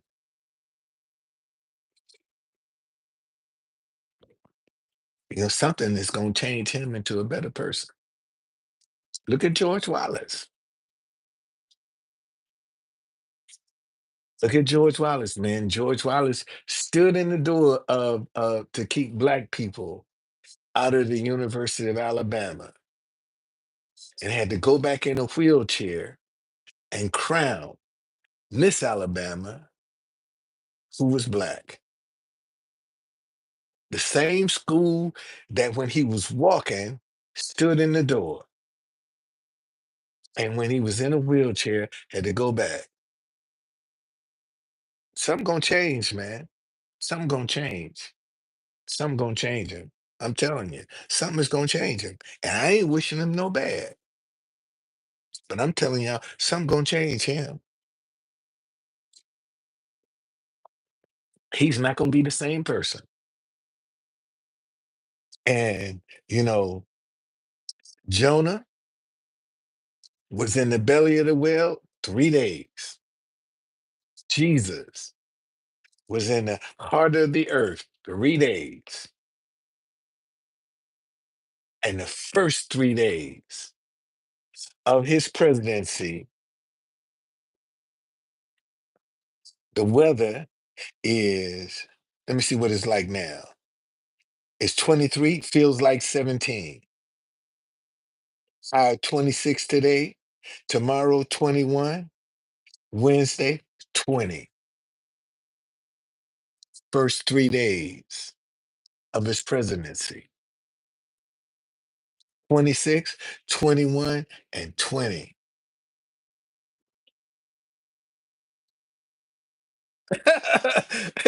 You say, as long as you get a cruise around the Gulf of America, you good. Okay, all right. Something gonna change him, man. Something's gonna change him. He gonna change. I don't know what's gonna happen and how tragic it might be, but something gonna change it. Something gonna happen, man, and he gonna be a totally different person. Okay, and people are not gonna want to believe it. People will think he gonna be um doing it for show, and he's gonna be serious. Something's gonna change him.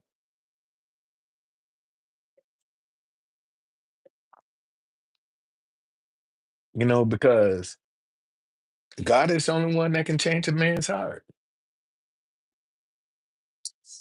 Well,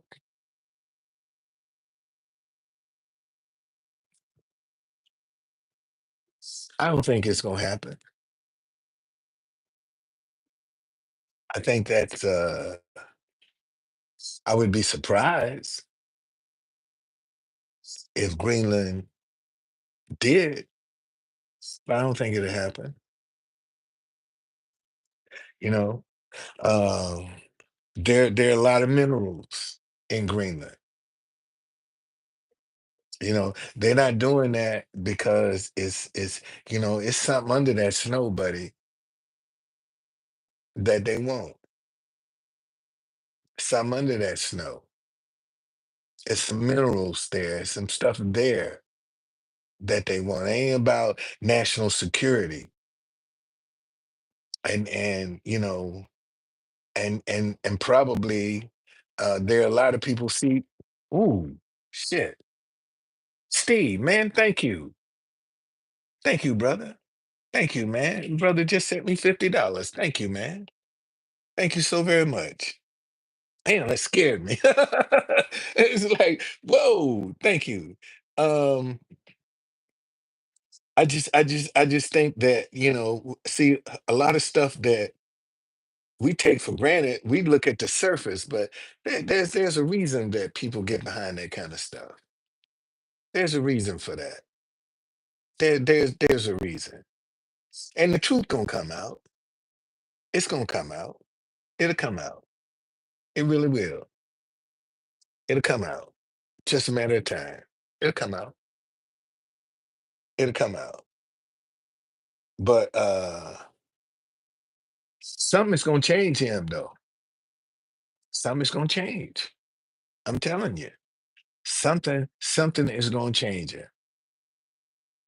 And it's just man, like I told you, I'm not gonna spend no time talking about how bad of a president he gonna be and what he gonna do. Man, I'm looking for what opportunities gonna be created. How am I gonna be able to fill some needs? Because he gonna create some needs. Okay, they coming. They coming. They coming. Okay, they coming. Look at California. Um, and see a lot of people say, "Oh, this." Thank you, man. I appreciate that. I thank you. Thank you. Um, Look at how many people they did a survey. They had a some award show in LA, and they did a survey and said how many people I think their cast and crew, their moms, and God. And cast and crew came in first, moms came in second, and God got nothing. And 2 days later, the fires start in California. Okay. See, they actually, and the lady said, "Oh, nobody loves God in this God-forsaken place." Cracked a joke about it. And 2 days later, look at how many homes were destroyed. And see, and you gotta, my daughter was telling me about, she saw this video where this woman went out on her front porch and she saw the fires coming and she told her husband, um, uh, come here, come here. You need to see this. And they started him. He went out and saw the fire coming, and they running back and forth trying to get as much stuff in the car that they could get. And she said, the man said, I just said, God, please protect my house. Please protect my house. Okay. This is what the man that done rushed and said, God, please just protect my house. And come back, the whole community done burned down, but his house was still standing. And you got to ask yourself, man, I wonder how many people ask God, God, please protect my house. How many people really ask God, please, God, protect my house? Because I saw another video where a guy was saying, said the whole neighborhood done burned down. He said, man, I had lumber in my backyard that I was building an extension to my house burned up. But my house and my garage still here. And he said, I don't know why God spared me. He said, but it didn't touch my house or my garage. And he showed you the whole neighborhood was burned down. Okay? And you got to ask, man, how many people say, God, protect me? Okay? Okay? No, I'm serious. And see, and this is what and I told y'all, I said, man, there gonna be some situations in this. What's going on, Seth? Thank you for joining me. Say, there gonna be some situation, some people, man, you ain't gonna be able to explain it. But you gotta wonder, man, if the community had come together and prayed over their community, you think God would have saved it? That's a good too late now. But that's a good question. Okay? No, they mocked it. But if and there are plenty of examples, and see, and they don't want these examples out because this goes against conventional wisdom. See, they don't want to see the evidence of God. All right, they don't want to see that. All right, they don't want to see that. They don't want to show that God really exists. Because if he did, then a whole lot of other people would get away from this foolishness, man. If they start seeing God, the work of God, then they ain't got to go out here and degrade themselves and sell their souls. Because now they see God is working. But the reason a lot of our young people caught up in the stuff that they do because they don't see God working in nobody's life. They don't believe the preacher man no more.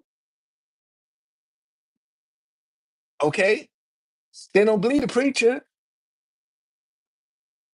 because a lot of them preachers out there get more poo nanny in the church than you can shake a stick at.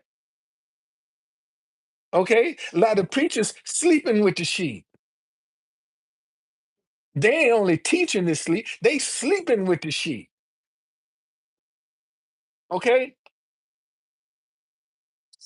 Um, no, I don't think it's a coincidence.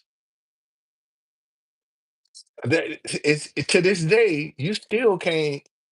My daughter and my grandson went to Hawaii. They went out there where that fire was, and she said that um, you can't get nowhere near that place, man. And they tell you don't talk about it, don't ask folk about it. And she said you can't get near it. And you got people right now, man, that can't get near where that fire went because there's a whole lot of questions that can't be answered. You see, and why is it that you had so many insurance companies in California canceling policies? Why? Why wasn't it any water? Why? Somebody need to go to jail behind that. I mean, seriously, because there are too many questions. They didn't take it serious. They took it for granted. Even the mayor she in Africa. She's in Africa. I saw what one guy was saying, my wife said, see, and most of them folk had ample warning to get as much stuff out of their house as they wanted to. You think Trump? No, Trump ain't gonna give you no lot of money, man. You crazy. You crazy. Trump ain't in there for no po folk. Shit, he gonna give a tax break to the rich. Shit, that's the category you need to be trying to get in. Get up in that category instead of complaining about him just helping rich folk. Shit, why not try to get up in that category yourself? Say, well, uh, I don't know. I don't know if I can agree with that statement. See, they're saying that Americans are lazy, and I will agree that you do have some lazy Americans, but that ain't everybody. That ain't everybody. And the problem that we got in America is nobody wants to separate the good from the bad. They just want to lump everybody together. There's good and bad in everybody. Let me say that again. There's good and bad in everybody. How come the good people can't come together and they're scared of each other? Good people are afraid of other good people and they all believe in the same Jesus and scared to speak to each other. That's the problem. Good people need to come together with other good people. There's more good than bad, but we're afraid of each other. That's how evil has been successful at making good afraid of each other.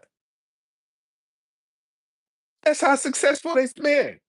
That's why evil is in such control because it knows how to manipulate good people. That's just it in a nutshell. See, we don't we see, and it's sad, man, that good people can't identify other good people. But yet, if you push a negative agenda, bad people will make you rich overnight. Man, I could put "Let's go Brandon" on this sign, which means F Joe Biden. Okay? That's what "Let's go Brandon" mean. F Joe Biden. I can put that on and get rich overnight. Okay? I can get rich overnight. Put something negative up there. I get rich overnight. I can go right downtown right now with all of these people that's in town supporting Trump and just fuck Joe Biden and get rich and get rich being negative. Okay? Okay. All right. I mean, seriously. But when I take this down, well, who's going to benefit from the money? Me.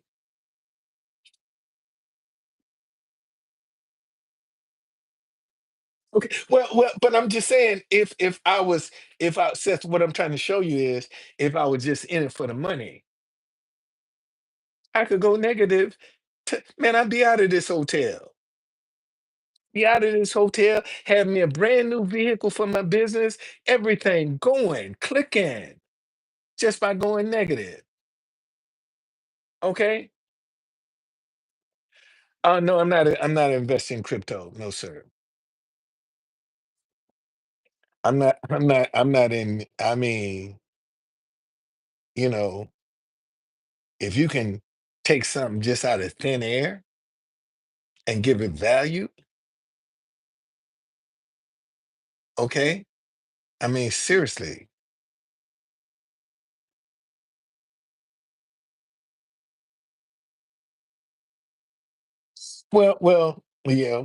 Yeah. Yeah. I can agree with that. I can agree with that. But again, man, it's good people that are fault. Okay, all right. It's good people. Look at this girl, the Hawk Tour girl. That you got to spit on that thing. Look how talking about giving somebody some head made her rich, and she even had her own coin, her own meme coin, the Hawk Tour coin. And people lost a lot of money. See, we so quick and easy to invest in something that's get rich quick scheme. We ain't trying to build nothing. See them, they ain't got no foundation. It's out of thin air. You can create it out of thin air and get rich. But then when the bottom falls out, everybody, where did the money go? Where did the money go? And nobody can seem to answer where the money going. You let me show you. Back in the 90s, when they had the housing boom.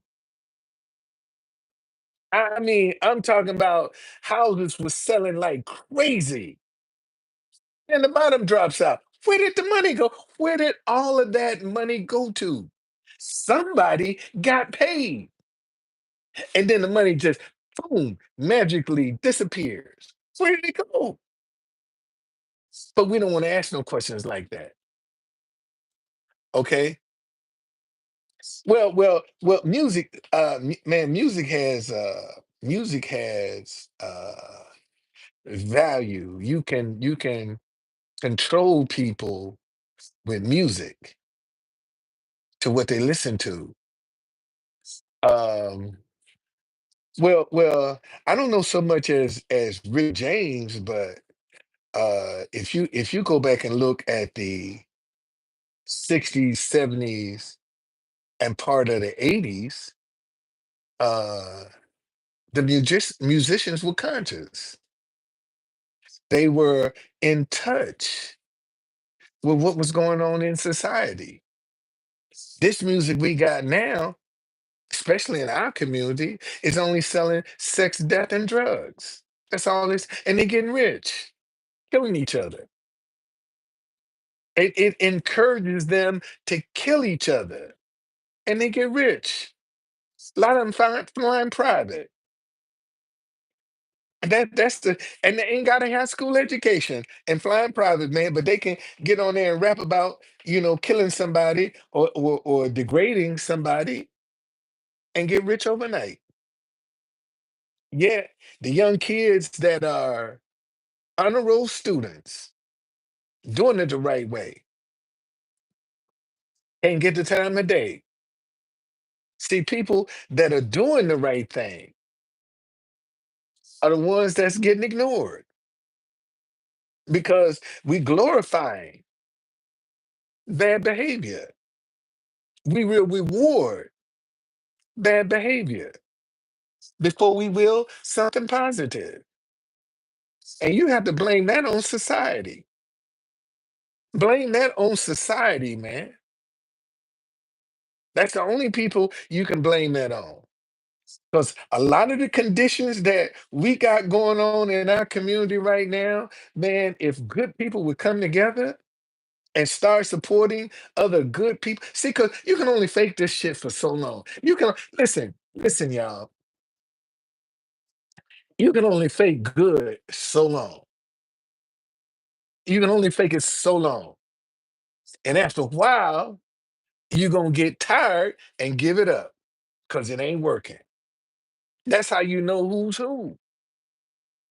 See, when you got somebody coming in talking about positive and next and they off to something else, man, they was in it for the money. But the people that are doing it from their heart, can handle the rejection, all of the ignoring, all of that. Okay, okay.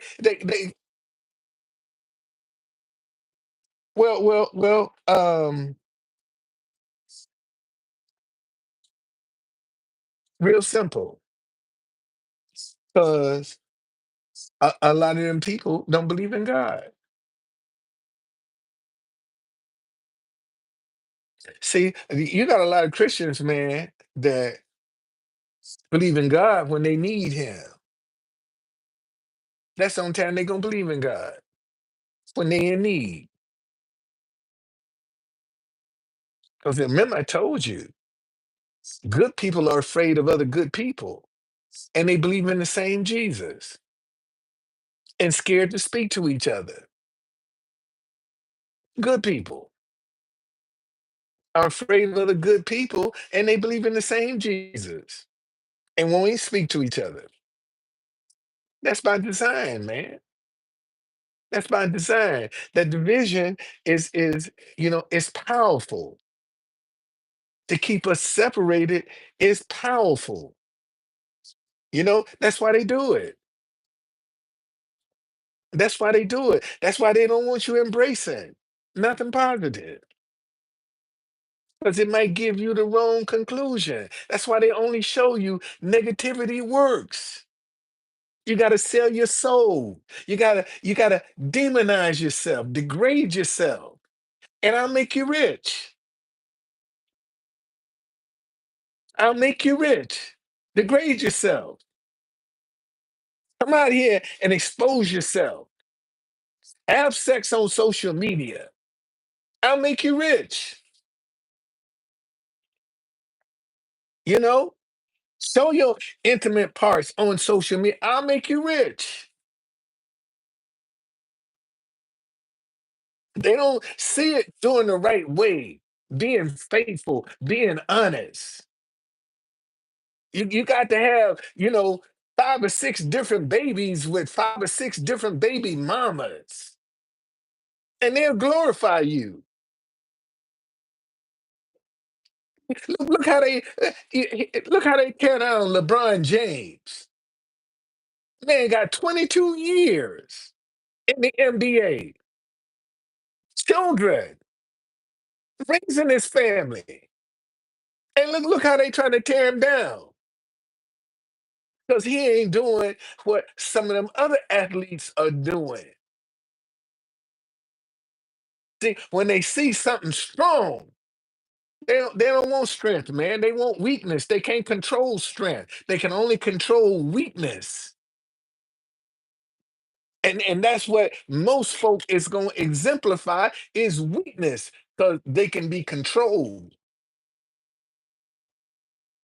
You ain't going to control nobody that's strong, man, because they ain't going to be even because they can think for themselves. And see, when you can think for yourself, you don't belong here. We got to get you out of here. You don't belong up in here. You might give somebody some ideas. Okay. Uh, I don't know that. I, you know, listen.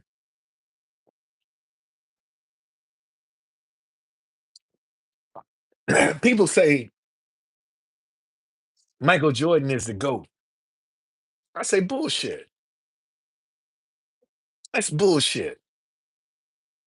Michael Jordan had the same coach, the same teammates, basically, for them 6 rings that he won. Look at LeBron went to the finals 10 times. How many different coaches he had? Look how many different teams he worked with. Where he didn't have man. If LeBron James had a Phil Jackson in his corner all them time, shit. You think he wouldn't done bypass Michael Jordan if he had the same coach? Scottie Pippen was with him for all 6 rings. Well, let me tell you something. Something was off about Kobe, because that's why he ain't no longer here. Let me say that again. Something was off about Kobe, but that ain't why. That's why he's no longer here. Right? Something was off. That's why he ain't no longer here. Okay? All right? You can say what you want to say, but I'm telling you something was off. Why he ain't here? And um, what's that show? The Simpsons predicted his death.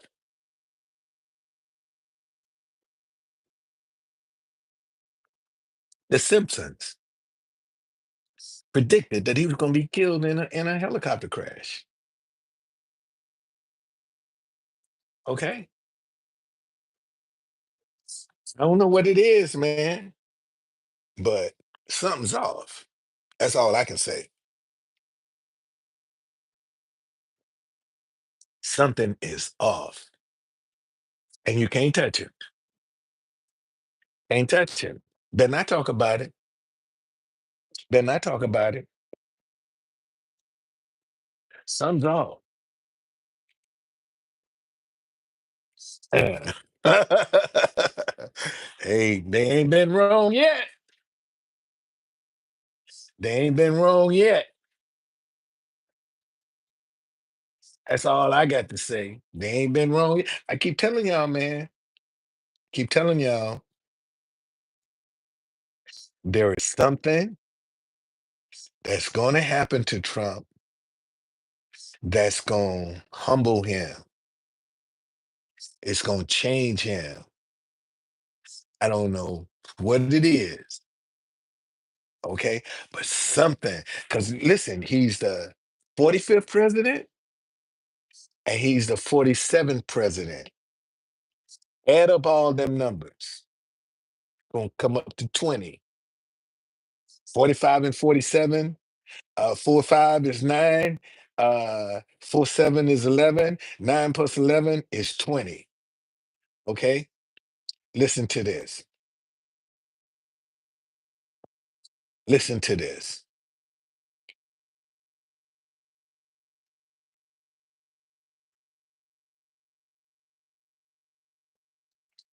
Um, the number 20 is often associated with concepts like harmony, relationship, teamwork, and cooperation.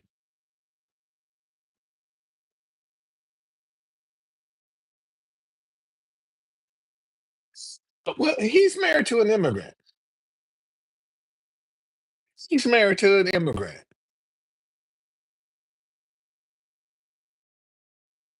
And what's the difference? His wife is an immigrant.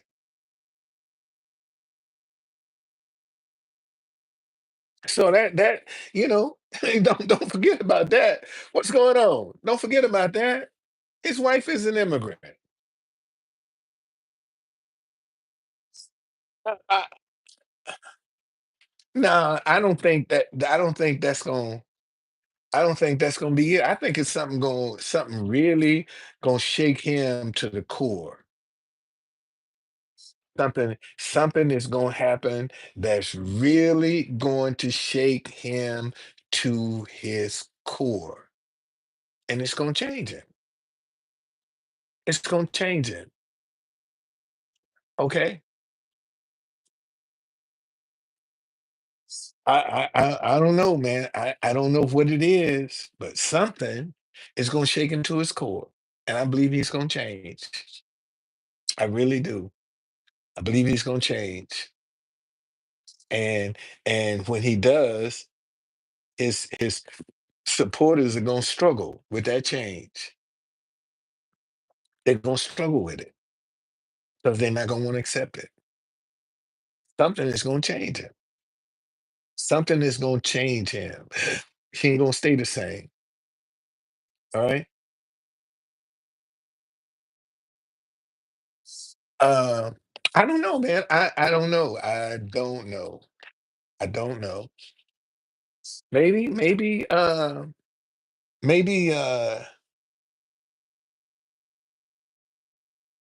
something might happen to Ivanka, his daughter. That seems to be the apple of his eye. Okay. Maybe something gonna happen to the apple of his eye, which is his daughter. Okay. Ivanka is the apple of his eye. And maybe something might happen to her, man, to rock him to his core. That's his pride and joy. She is his pride and joy. And ain't no ifs and buts about that.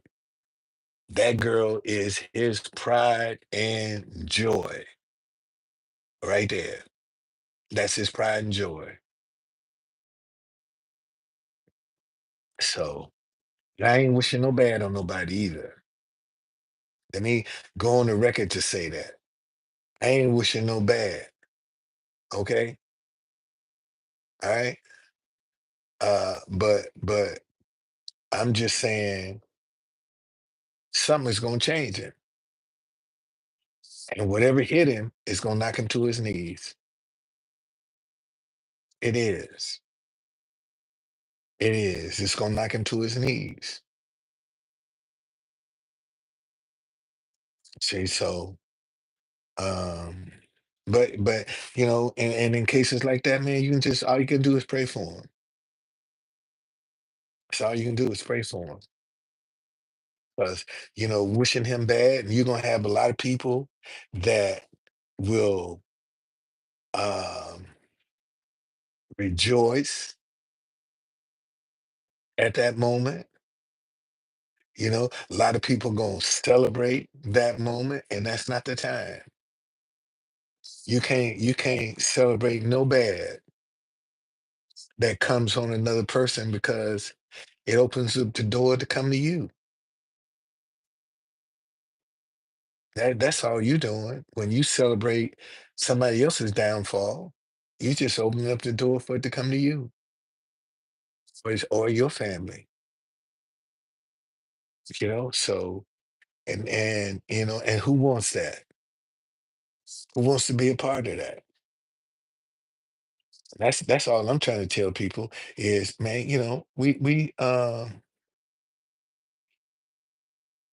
we all in this together, man. Whether you want to see it that way or not,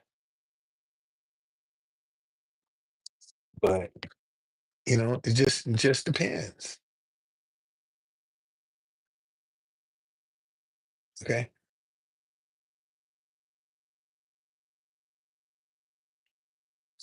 Wow, Seth, I'm sorry to hear that, man.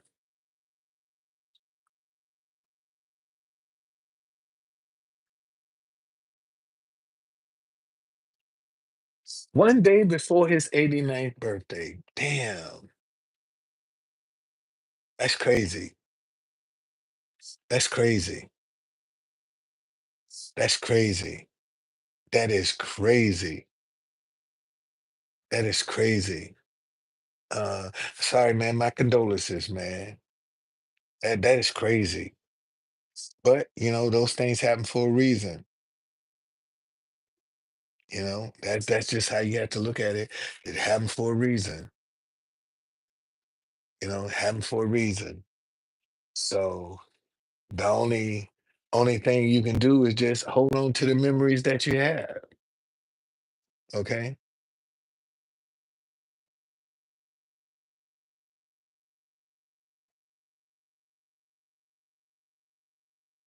Wow. Yeah, birthday.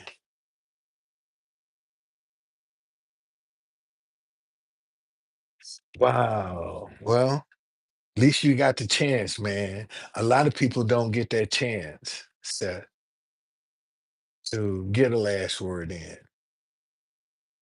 A lot of people don't get that chance. And imagine if you didn't follow your intuition, uh,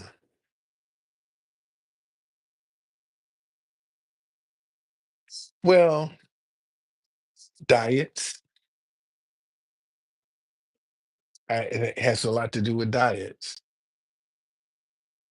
That's just my thing. But I was saying, Seth, imagine if you didn't follow your intuition to send that card early or to write that letter and just waited. And look at what you'd have to deal with. Medications got a lot to do with it. Yeah.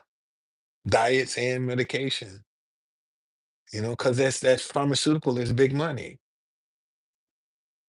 Big money, man. They make a lot of money off us on pharmaceuticals. And they do more damage than they do good. Because if you listen to a lot of these commercials, when they start giving the warnings about some of the side effects, um, you be like, damn, shit, this shit is doing it's supposed to be fixing one thing and destroying 5, 10 other things. We'll be tearing it up. So it's just it's what's popular. Because America runs off processed foods. Let me say that again. Okay. All right. In America, Americans run off processed foods. That's what we thrive on.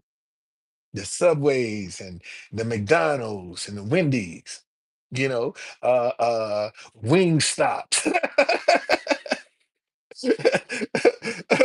All of it is processed, man. It's processed foods. You know that's why them people in Japan living longer than us because they don't have the processed foods that we have. They eat a lot of fresh stuff. We have too many food deserts in our country where people don't have access to fresh foods.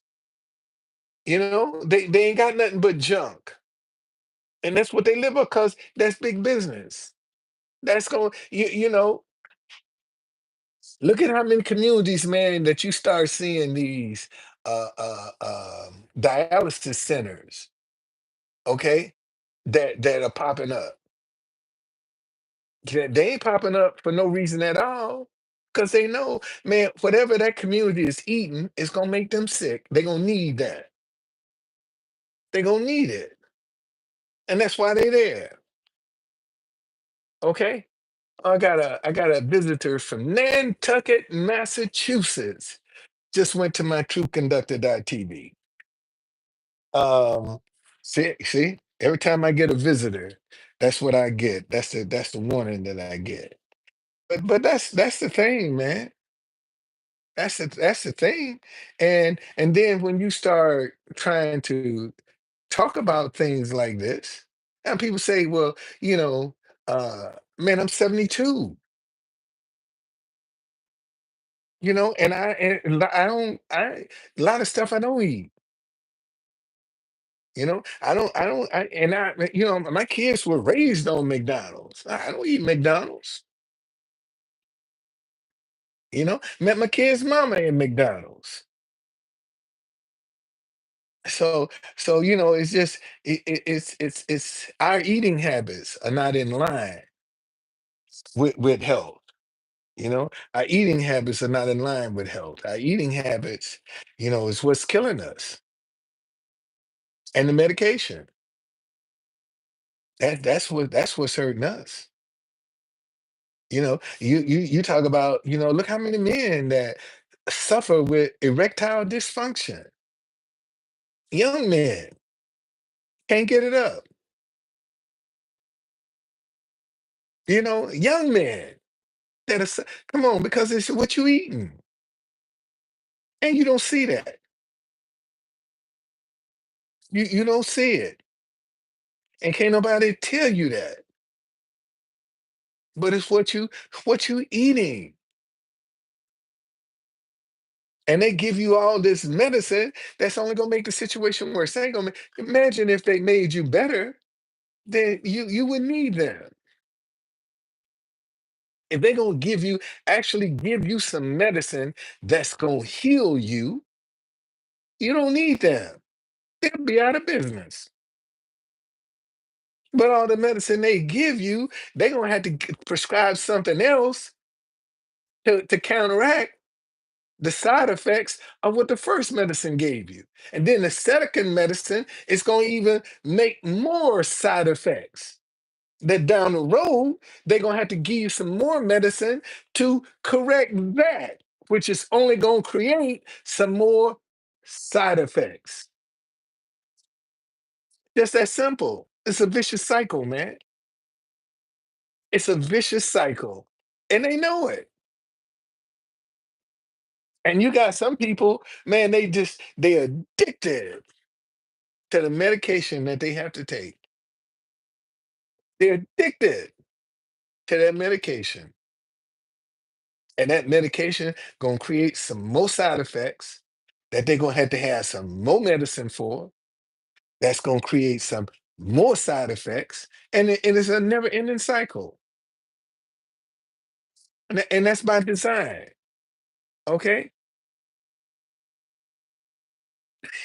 Yeah. Yeah. Yeah. That's what they're gonna do. Okay? Yeah. That's what they're gonna do. That's all they do. Because that's how they make their money, man. That's how they make their money. Because if they healed you, they wouldn't be in business. They wouldn't be in business. If they was healing folk, they wouldn't be in business at all. And I don't know if y'all pay attention, but yeah, COVID is a business, man. Absolutely. Listen, if your immune system is working, why you got to break it down to make it work? It's already working. If your immune system is working, why you got to take a shot to break it down to make it work?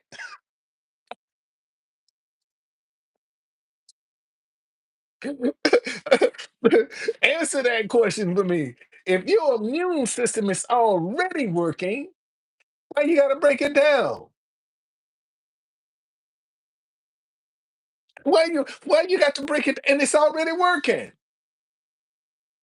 But no, you got to take a shot to break your immune system down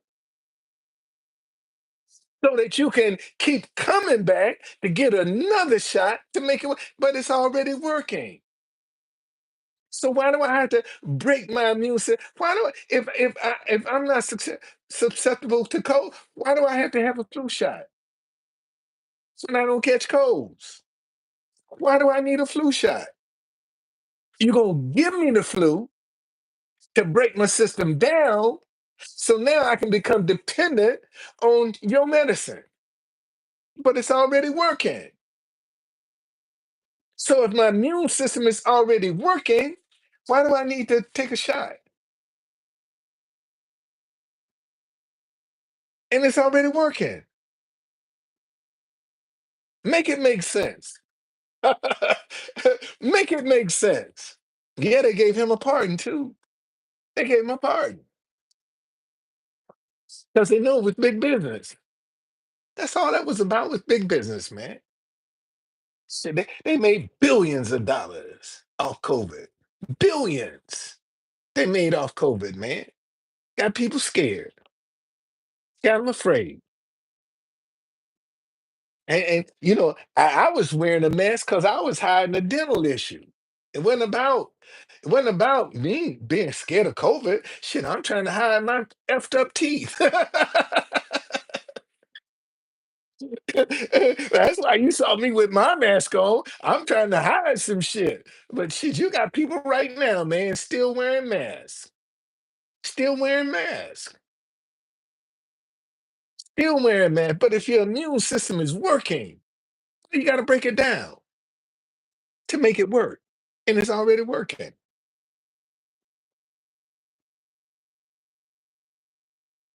That's just, my simple question. Why you got to break it down? But, to each his own. To each his own, man. And see, like, uh, a lot of people would come up and say, "Man, did you get your shots? Ain't none of your business what I got. Ain't none of your business. That ain't your business." It's just that simple. When people come up, man, that ain't your business. What I got ain't your business. You worry about what you got. That's what you concern yourself. What you got. What I got ain't none of your business. None of your business. See, this is the thing about people. When people come up and start asking you personal questions like that, see, they trying to find out what category they can put you in. When they want to know, what you do for a living, trying to put you in a category. That's what they trying to do. Somebody come on in, man, what you do for a living? They try and put you in a category. See, if they are above or beneath you, that's what they're trying to do. Okay. I'm telling you. I'm telling you. That's all they trying to do is put you in a category. And some of y'all fall into the trap. Fall into the trap. Oh, I doing so and so and so, man. They just filling you out. See how to deal with you. What I do? Oh man, I don't do nothing. I'm good. I'm good. Stay away from that conversation, man. Because when people be trying to find out too much about what you doing and how you do it, man, they gonna use that information against you. And see, and most folks, and this is one of the things that it took me 30 years to figure this out. I've been in DC 50, okay? It took me 30 years to figure out why people drop so many names when you talking to them in DC. You talk to people in DC, man, they name drop like crazy. Name drop, man, about who they know, or who they gonna be hanging out with. And I'm like, why is this? And one day God said, listen, people are attracted to folk that are known. Okay. And the people that drop names want to appear to be known. Because if they know that if they appear to be known, folk are gonna be attracted to them. Because we attracted to people that are known. And if you go back and ask some of the same names that they was dropping, people like, who? I don't know them. But they appear to be known because people will drop their guards for people that appear to be known. They'll drop their guards. For real. And that's just simple. It's just that simple. And that's why you have people that drop so many names when you be talking to them because they want to appear to be known. Like they in the clique. And they ain't. And some of them, and they'll fool the hell out of you. Like they know what's going on and they making all that shit up.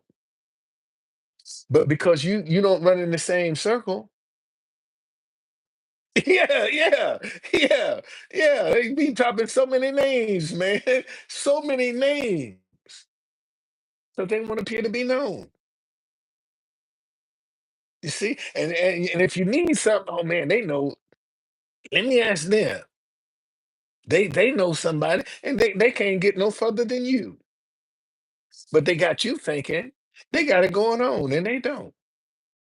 And see, and that's the problem with society. Now, so many people are pretending to be what they really aren't, but they're great pretenders. That's why we don't have the trust we got in the community because you got so many people out here pretending. That's why we can't get the trust. Too many pretenders, man. Too many people pretending to be what they ain't. And then when it's time for rubber meet the road, they can't deliver. And that's just gonna set up distrust for everybody. And that's one of the reasons we can't trust because I feel sorry for the people born in the 80s because most of the shit they watched wasn't real. On television, MTV, that wasn't real. None of that stuff. Majority of them shows, yeah, they fake it till they make it. Was not real. And you know what? You can say what you want about them 80s babies, but boy, they can spot fake a mile away. Them kids born in the 80s can spot fake a mile away. I don't know how they do it, but you ain't gonna run no fake by them. Oh, they call that shit out in a heartbeat. They call it out in a heartbeat. They can recognize fake just like that. I don't know how they do it, but you ain't gonna get nothing past them. And if you do, you good. But shoot, they can pick fake out in a minute. I ain't lying. Both my kids born in the 80s, and I'm telling you, shit, you ain't gonna get no fake past them. No, sir, buddy. I tell daddy, that is not real. But daddy, that ain't real. Okay? That is not real. I'm serious. I'm serious, man. So and see, and that's one of the things that again, because we got so many people out here that are deceptive, you know, that are deceivers. That's why we don't trust each other. That's why good folk are scared of each other because they don't know how to pick out the deceivers. You see, so they just put everybody in the same category. Everybody in the same category. They don't care. Put everybody in the same category. And that's what works for them. You know, man, let me see what the news is saying about Trump. He's in office now. Um,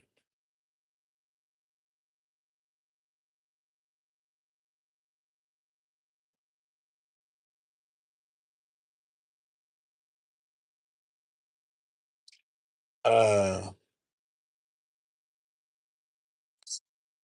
Trump administration sued months moments after inauguration over Elon Musk dodge. That ain't gonna work. That Department of Government Efficiency, that shit ain't gonna work. Ain't gonna work. Okay. Well, see, phone scams work out of fear. That's they MO. They gonna call you to make you scared. And a lot of folk don't they get caught up in their fear and they ain't really listening to what they saying. You know, they gonna make you scared. And you got to do this right now. And I had one guy was like, you know, call me up about my bank card. And he said, well, but you're gonna need to go in and change your password. I said, what? Oh shit. This is a scam. Man, fuck you. Get out of here. Tell me I got to go in and change my password. Oh. Uh-uh. And I'm putting the password in on my phone and they can monitor that. No, they get your password, then they go in and change that password, and you ain't got no access to your account. And it's a scam. But the thing they use is fear. Oh, somebody tried to make a purchase on your card for so and so and so, and I'm like, what? Oh no.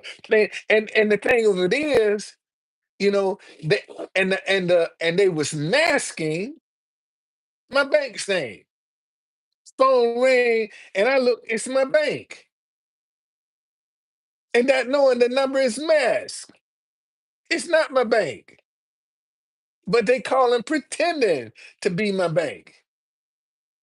you know, so no. And I called my bank. They said, we don't ask you no personal information like that. I said, man, y'all need to put out a memo that this stuff is going on so people can know that folk are masking your name and it's not you, because I ain't seen no kind of warning that this was going on. And y'all need to warn your customers. I mean, we got people out here doing that. Then they sent out a warning, that they was there. But that thing with Elon Musk, that that thing, how you gonna take stuff that has been years in the making? It's like if something would invade your body right now, your body gonna attack it. And that's what this is, a foreign entity getting in the belly of the beast and think in the belly of the beast it's not gonna get attacked. And you gonna have so much stuff that's gonna start coming out about him and some of his relationship and some of them business dealings that he had when he first started that he done forgot about, all them corners that he didn't cut. See, now all that stuff is gonna start coming out. Watch. What? Oh, well, romance scam, that's some people that just lonely. They lonely. That's it in a nutshell. If you get caught up in a romance scam, you just lonely. You just lonely. And something that came along and makes you feel good because you just too lonely. And now you done found something that make you feel good that ain't even real. But your loneliness outweighs your common sense. And that's why they get trapped.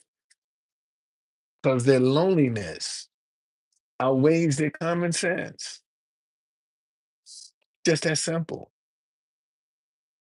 And see, and people don't have a problem exploiting your loneliness.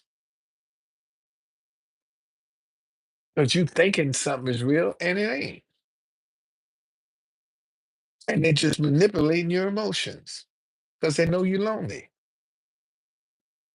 And most of them folk that get caught up in these romance, they lonely. They just lonely, man. They ain't got no life. That's just my little humble opinion. That's just my little humble opinion, boy. They lonely. They lonely as shit. They are. They lonely. Yes, they are. Look here, man. How long I been on this thing now? 1 hour and 84, 3 hours.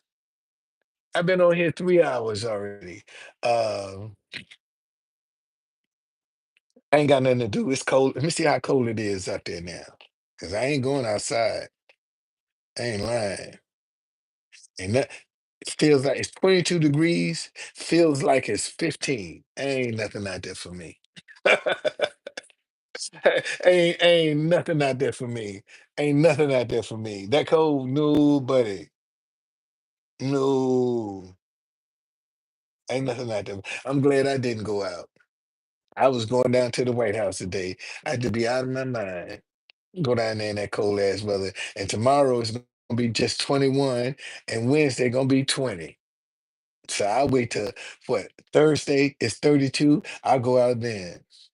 33 Friday, and I don't work on Saturdays, and 41 on Sunday. So I can handle them temperatures. But when you talking about 15 degrees and no, that's too cold.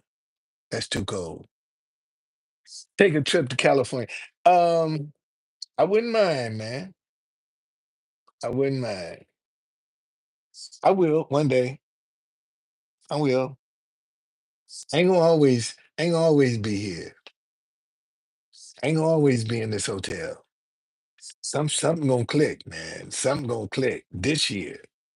Something gonna work. All them ideas I got, something gonna work, buddy. Something gonna work. Okay. 70 degrees. God, yeah, rub it in, man. Rub it in, rub it in.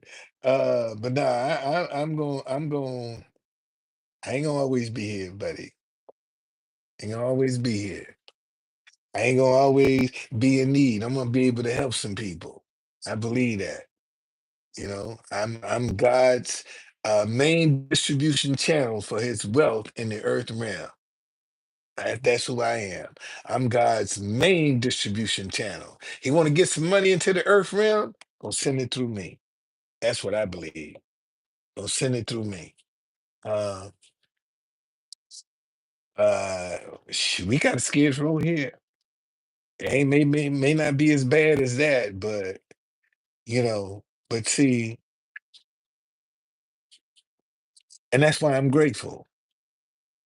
Because the streets could have caught me and a hotel caught me. That's why I'm grateful. I'm grateful, man. This hotel called me. And I got people like Everett, uh, Bernie, Laurel, Tanya, Steve, and I got a new guy now. I got two Steves. Got a Steve Mayfield and I got a Steve H. So I got two Steves that, Steve Mayfield just sent me $50 today. Just sent me $50 today, you know? So I would not be able to be here if I didn't have people that were supporting me, you know. And I just trust God, man. I just trust God. I really do. I just trust God that, whatever I'm going through, like I told y'all, man, this year be March. My wife and I will be married 6 years in March. And June will make 6 years that I haven't seen her. She's still sitting in the Philippines. And if she was here, man, I wouldn't have developed none of this. Because I would have been scared to bring some attention to her because she overstayed her visa. So I just told her go back. And we didn't see the pandemic coming. And rather than lie on some paperwork to get her into the country, I don't do anything at all. I did, but I ain't wearing nothing. I did, but I ain't win nothing. So I said, okay, well that's good. I ain't mad, but I had a good birthday though. Had a good birthday. So uh but and I'm blessed, man. I'm blessed. I really am. I'm blessed. Okay, so I've been here 3 hours, man. I'm going to take a break and give me some food. I got cabbage I'm gonna cook. Well, that's true. And I was fortunate enough to marry somebody that don't believe in divorce. Filipinos don't believe in divorce. And I got an old-fashioned Filipino woman, very successful too. And I can come out and focus and not be worried about what she gonna do. Because I know she don't believe in divorce. So all I got to do is just get some success that I can put a big smile on her face. Say, boy, you finally did it. Yeah. Say, you finally did it. You did it. I didn't believe you, but you did it. God, because I swear, man, I want her to turn the television on one day in the Philippines and say, damn, there he is. He did it. He did it. You know? So that's my goal. That's my goal. When I go to the Philippines, boy, I'm debt free. Come on, girl. Shit, you gonna give this job, you retiring this. Let's go. Shit, we going, let's travel a little bit. Okay. Yeah, let's travel. So that's my goal, man. Just to get one of these ideas working so I can be debt free. Leave something for my kids and my grandkids and my great grandkids. That's what I'm trying to do. Leave some generational wealth behind. That's all I want to do is just, let me leave some generational wealth behind. So they ain't got to be out here doing nothing crazy. You know, they can take my ideas and build on them. That's all I want to do and that's why I like working with my grandson. I can give him an idea and just to see just how he process it, what he got.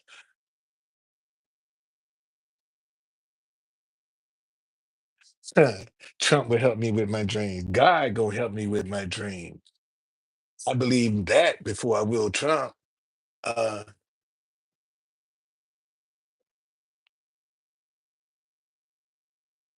I'm not worried. No, I'm not worried about that. When the right time comes, see, I believe that God will restore everything that I can think I done lost. And like I said, if I didn't if I didn't go through this stuff that I went through, I wouldn't be the person I am today. I wouldn't be the person I am today. And I believe God is going to restore all of the time that I think I've lost. God is the restoration. God will restore. Matter of fact, let me find that. Let me find that so you can. This is what I believe. This is exactly what I believe.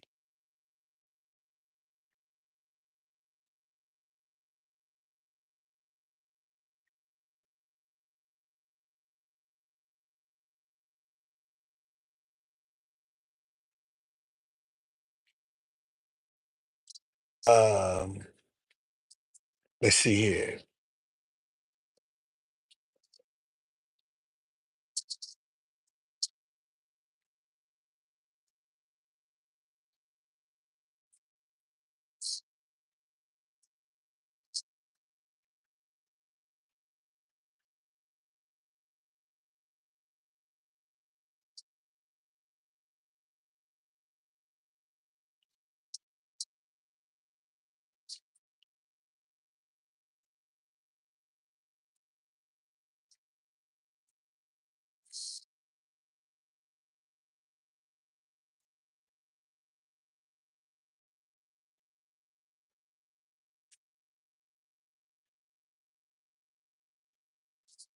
That's not what I'm looking for. Um,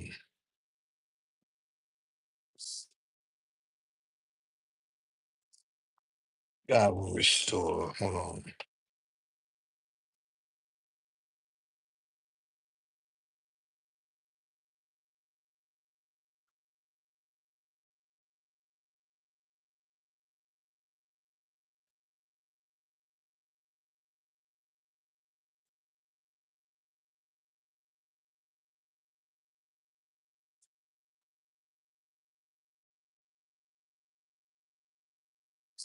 That's what I'm looking for. Job. That's what I'm looking for.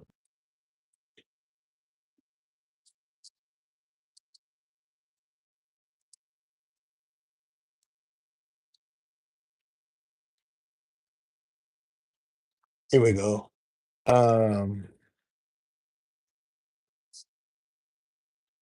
get me another paper.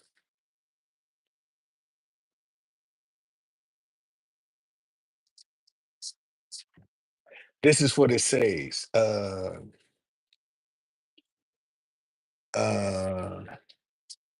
in Job 2:25, it says,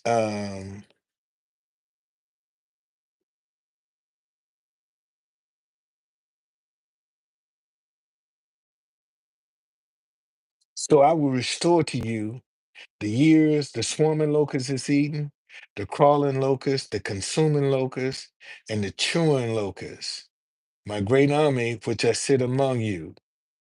You shall eat in plenty and be satisfied, and praise the name of the Lord God, your God, who has dealt wonderfully with you, and my people shall never be put to shame. So, God say that he will restore everything that you lost. And that's what I believe. Okay. That's exactly well, I'm not having a Biden moment. Not at all. Christian, thank you for joining me. Um oh no, no, no. I'll be looking for some scriptures, man. I ain't trying to it ain't about, having no moments. Matter of fact, let me see who you are. Let me look at you. See who you are. Come up in here talking about some Biden moment.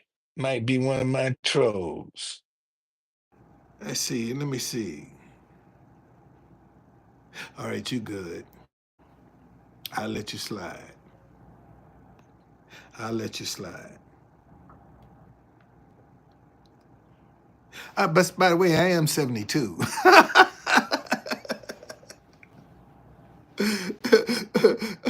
I am 72, so I do have a moment every now and then. All right.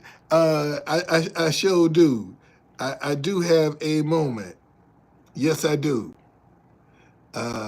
I do have a moment at 72 years old. Is that Venezuela or Germany? I think that's Germany. Christian, that's got to be Germany. I believe that's Germany. Uh, yeah, Christian, is that flag that Germany? I think that's Germany's flag. Uh,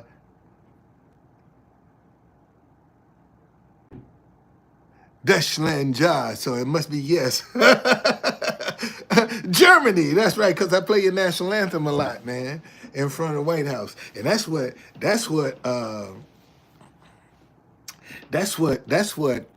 I'm excited about is being able to get down in front of the Trump White House this time around, playing the national anthems of other countries. I did it under Biden, but I want to see what it's going to be like with Trump. And man, and to show you like they're gonna be tearing down the viewing stand and the bleachers that they done put up for nothing, and I'll be sitting right in front of where the people that work for the White House got to come out and come in and come out. I'm gonna be sitting right in front of them, playing my music. every day. I'll be sitting right in front of them. Yes, I will. Thank you, man. Thank you, Charlene. Uh, um, I'm looking forward to it, man. I'm looking forward to it because like I said, it's gonna create some opportunities, and and I'm just trying to fill some needs. That's all I'm trying to do is just fill some needs. Find a need to fill that that I can generate a stream of income with. That's what people need to focus on, man. Forget all this negativity, man. Create your stream of income that you can generate some generational wealth that you can pass down. People talk about Snoop Dogg and all those rappers that came and performed for Trump, but for a couple of hours, they made enough money that they can live 5 or 10 years off of if they work it right. Who wouldn't give up a couple of hours of their time to make enough money that you can live years off of? Okay? I'm not talking about months. I'm talking about you can live off this money for years. And you wouldn't take that opportunity? Of course you would. Of course you would. Okay? And you'd be stupid if you didn't. Straight up. You'd be downright stupid. Okay? All right, y'all. I'm out, man. I'll be back.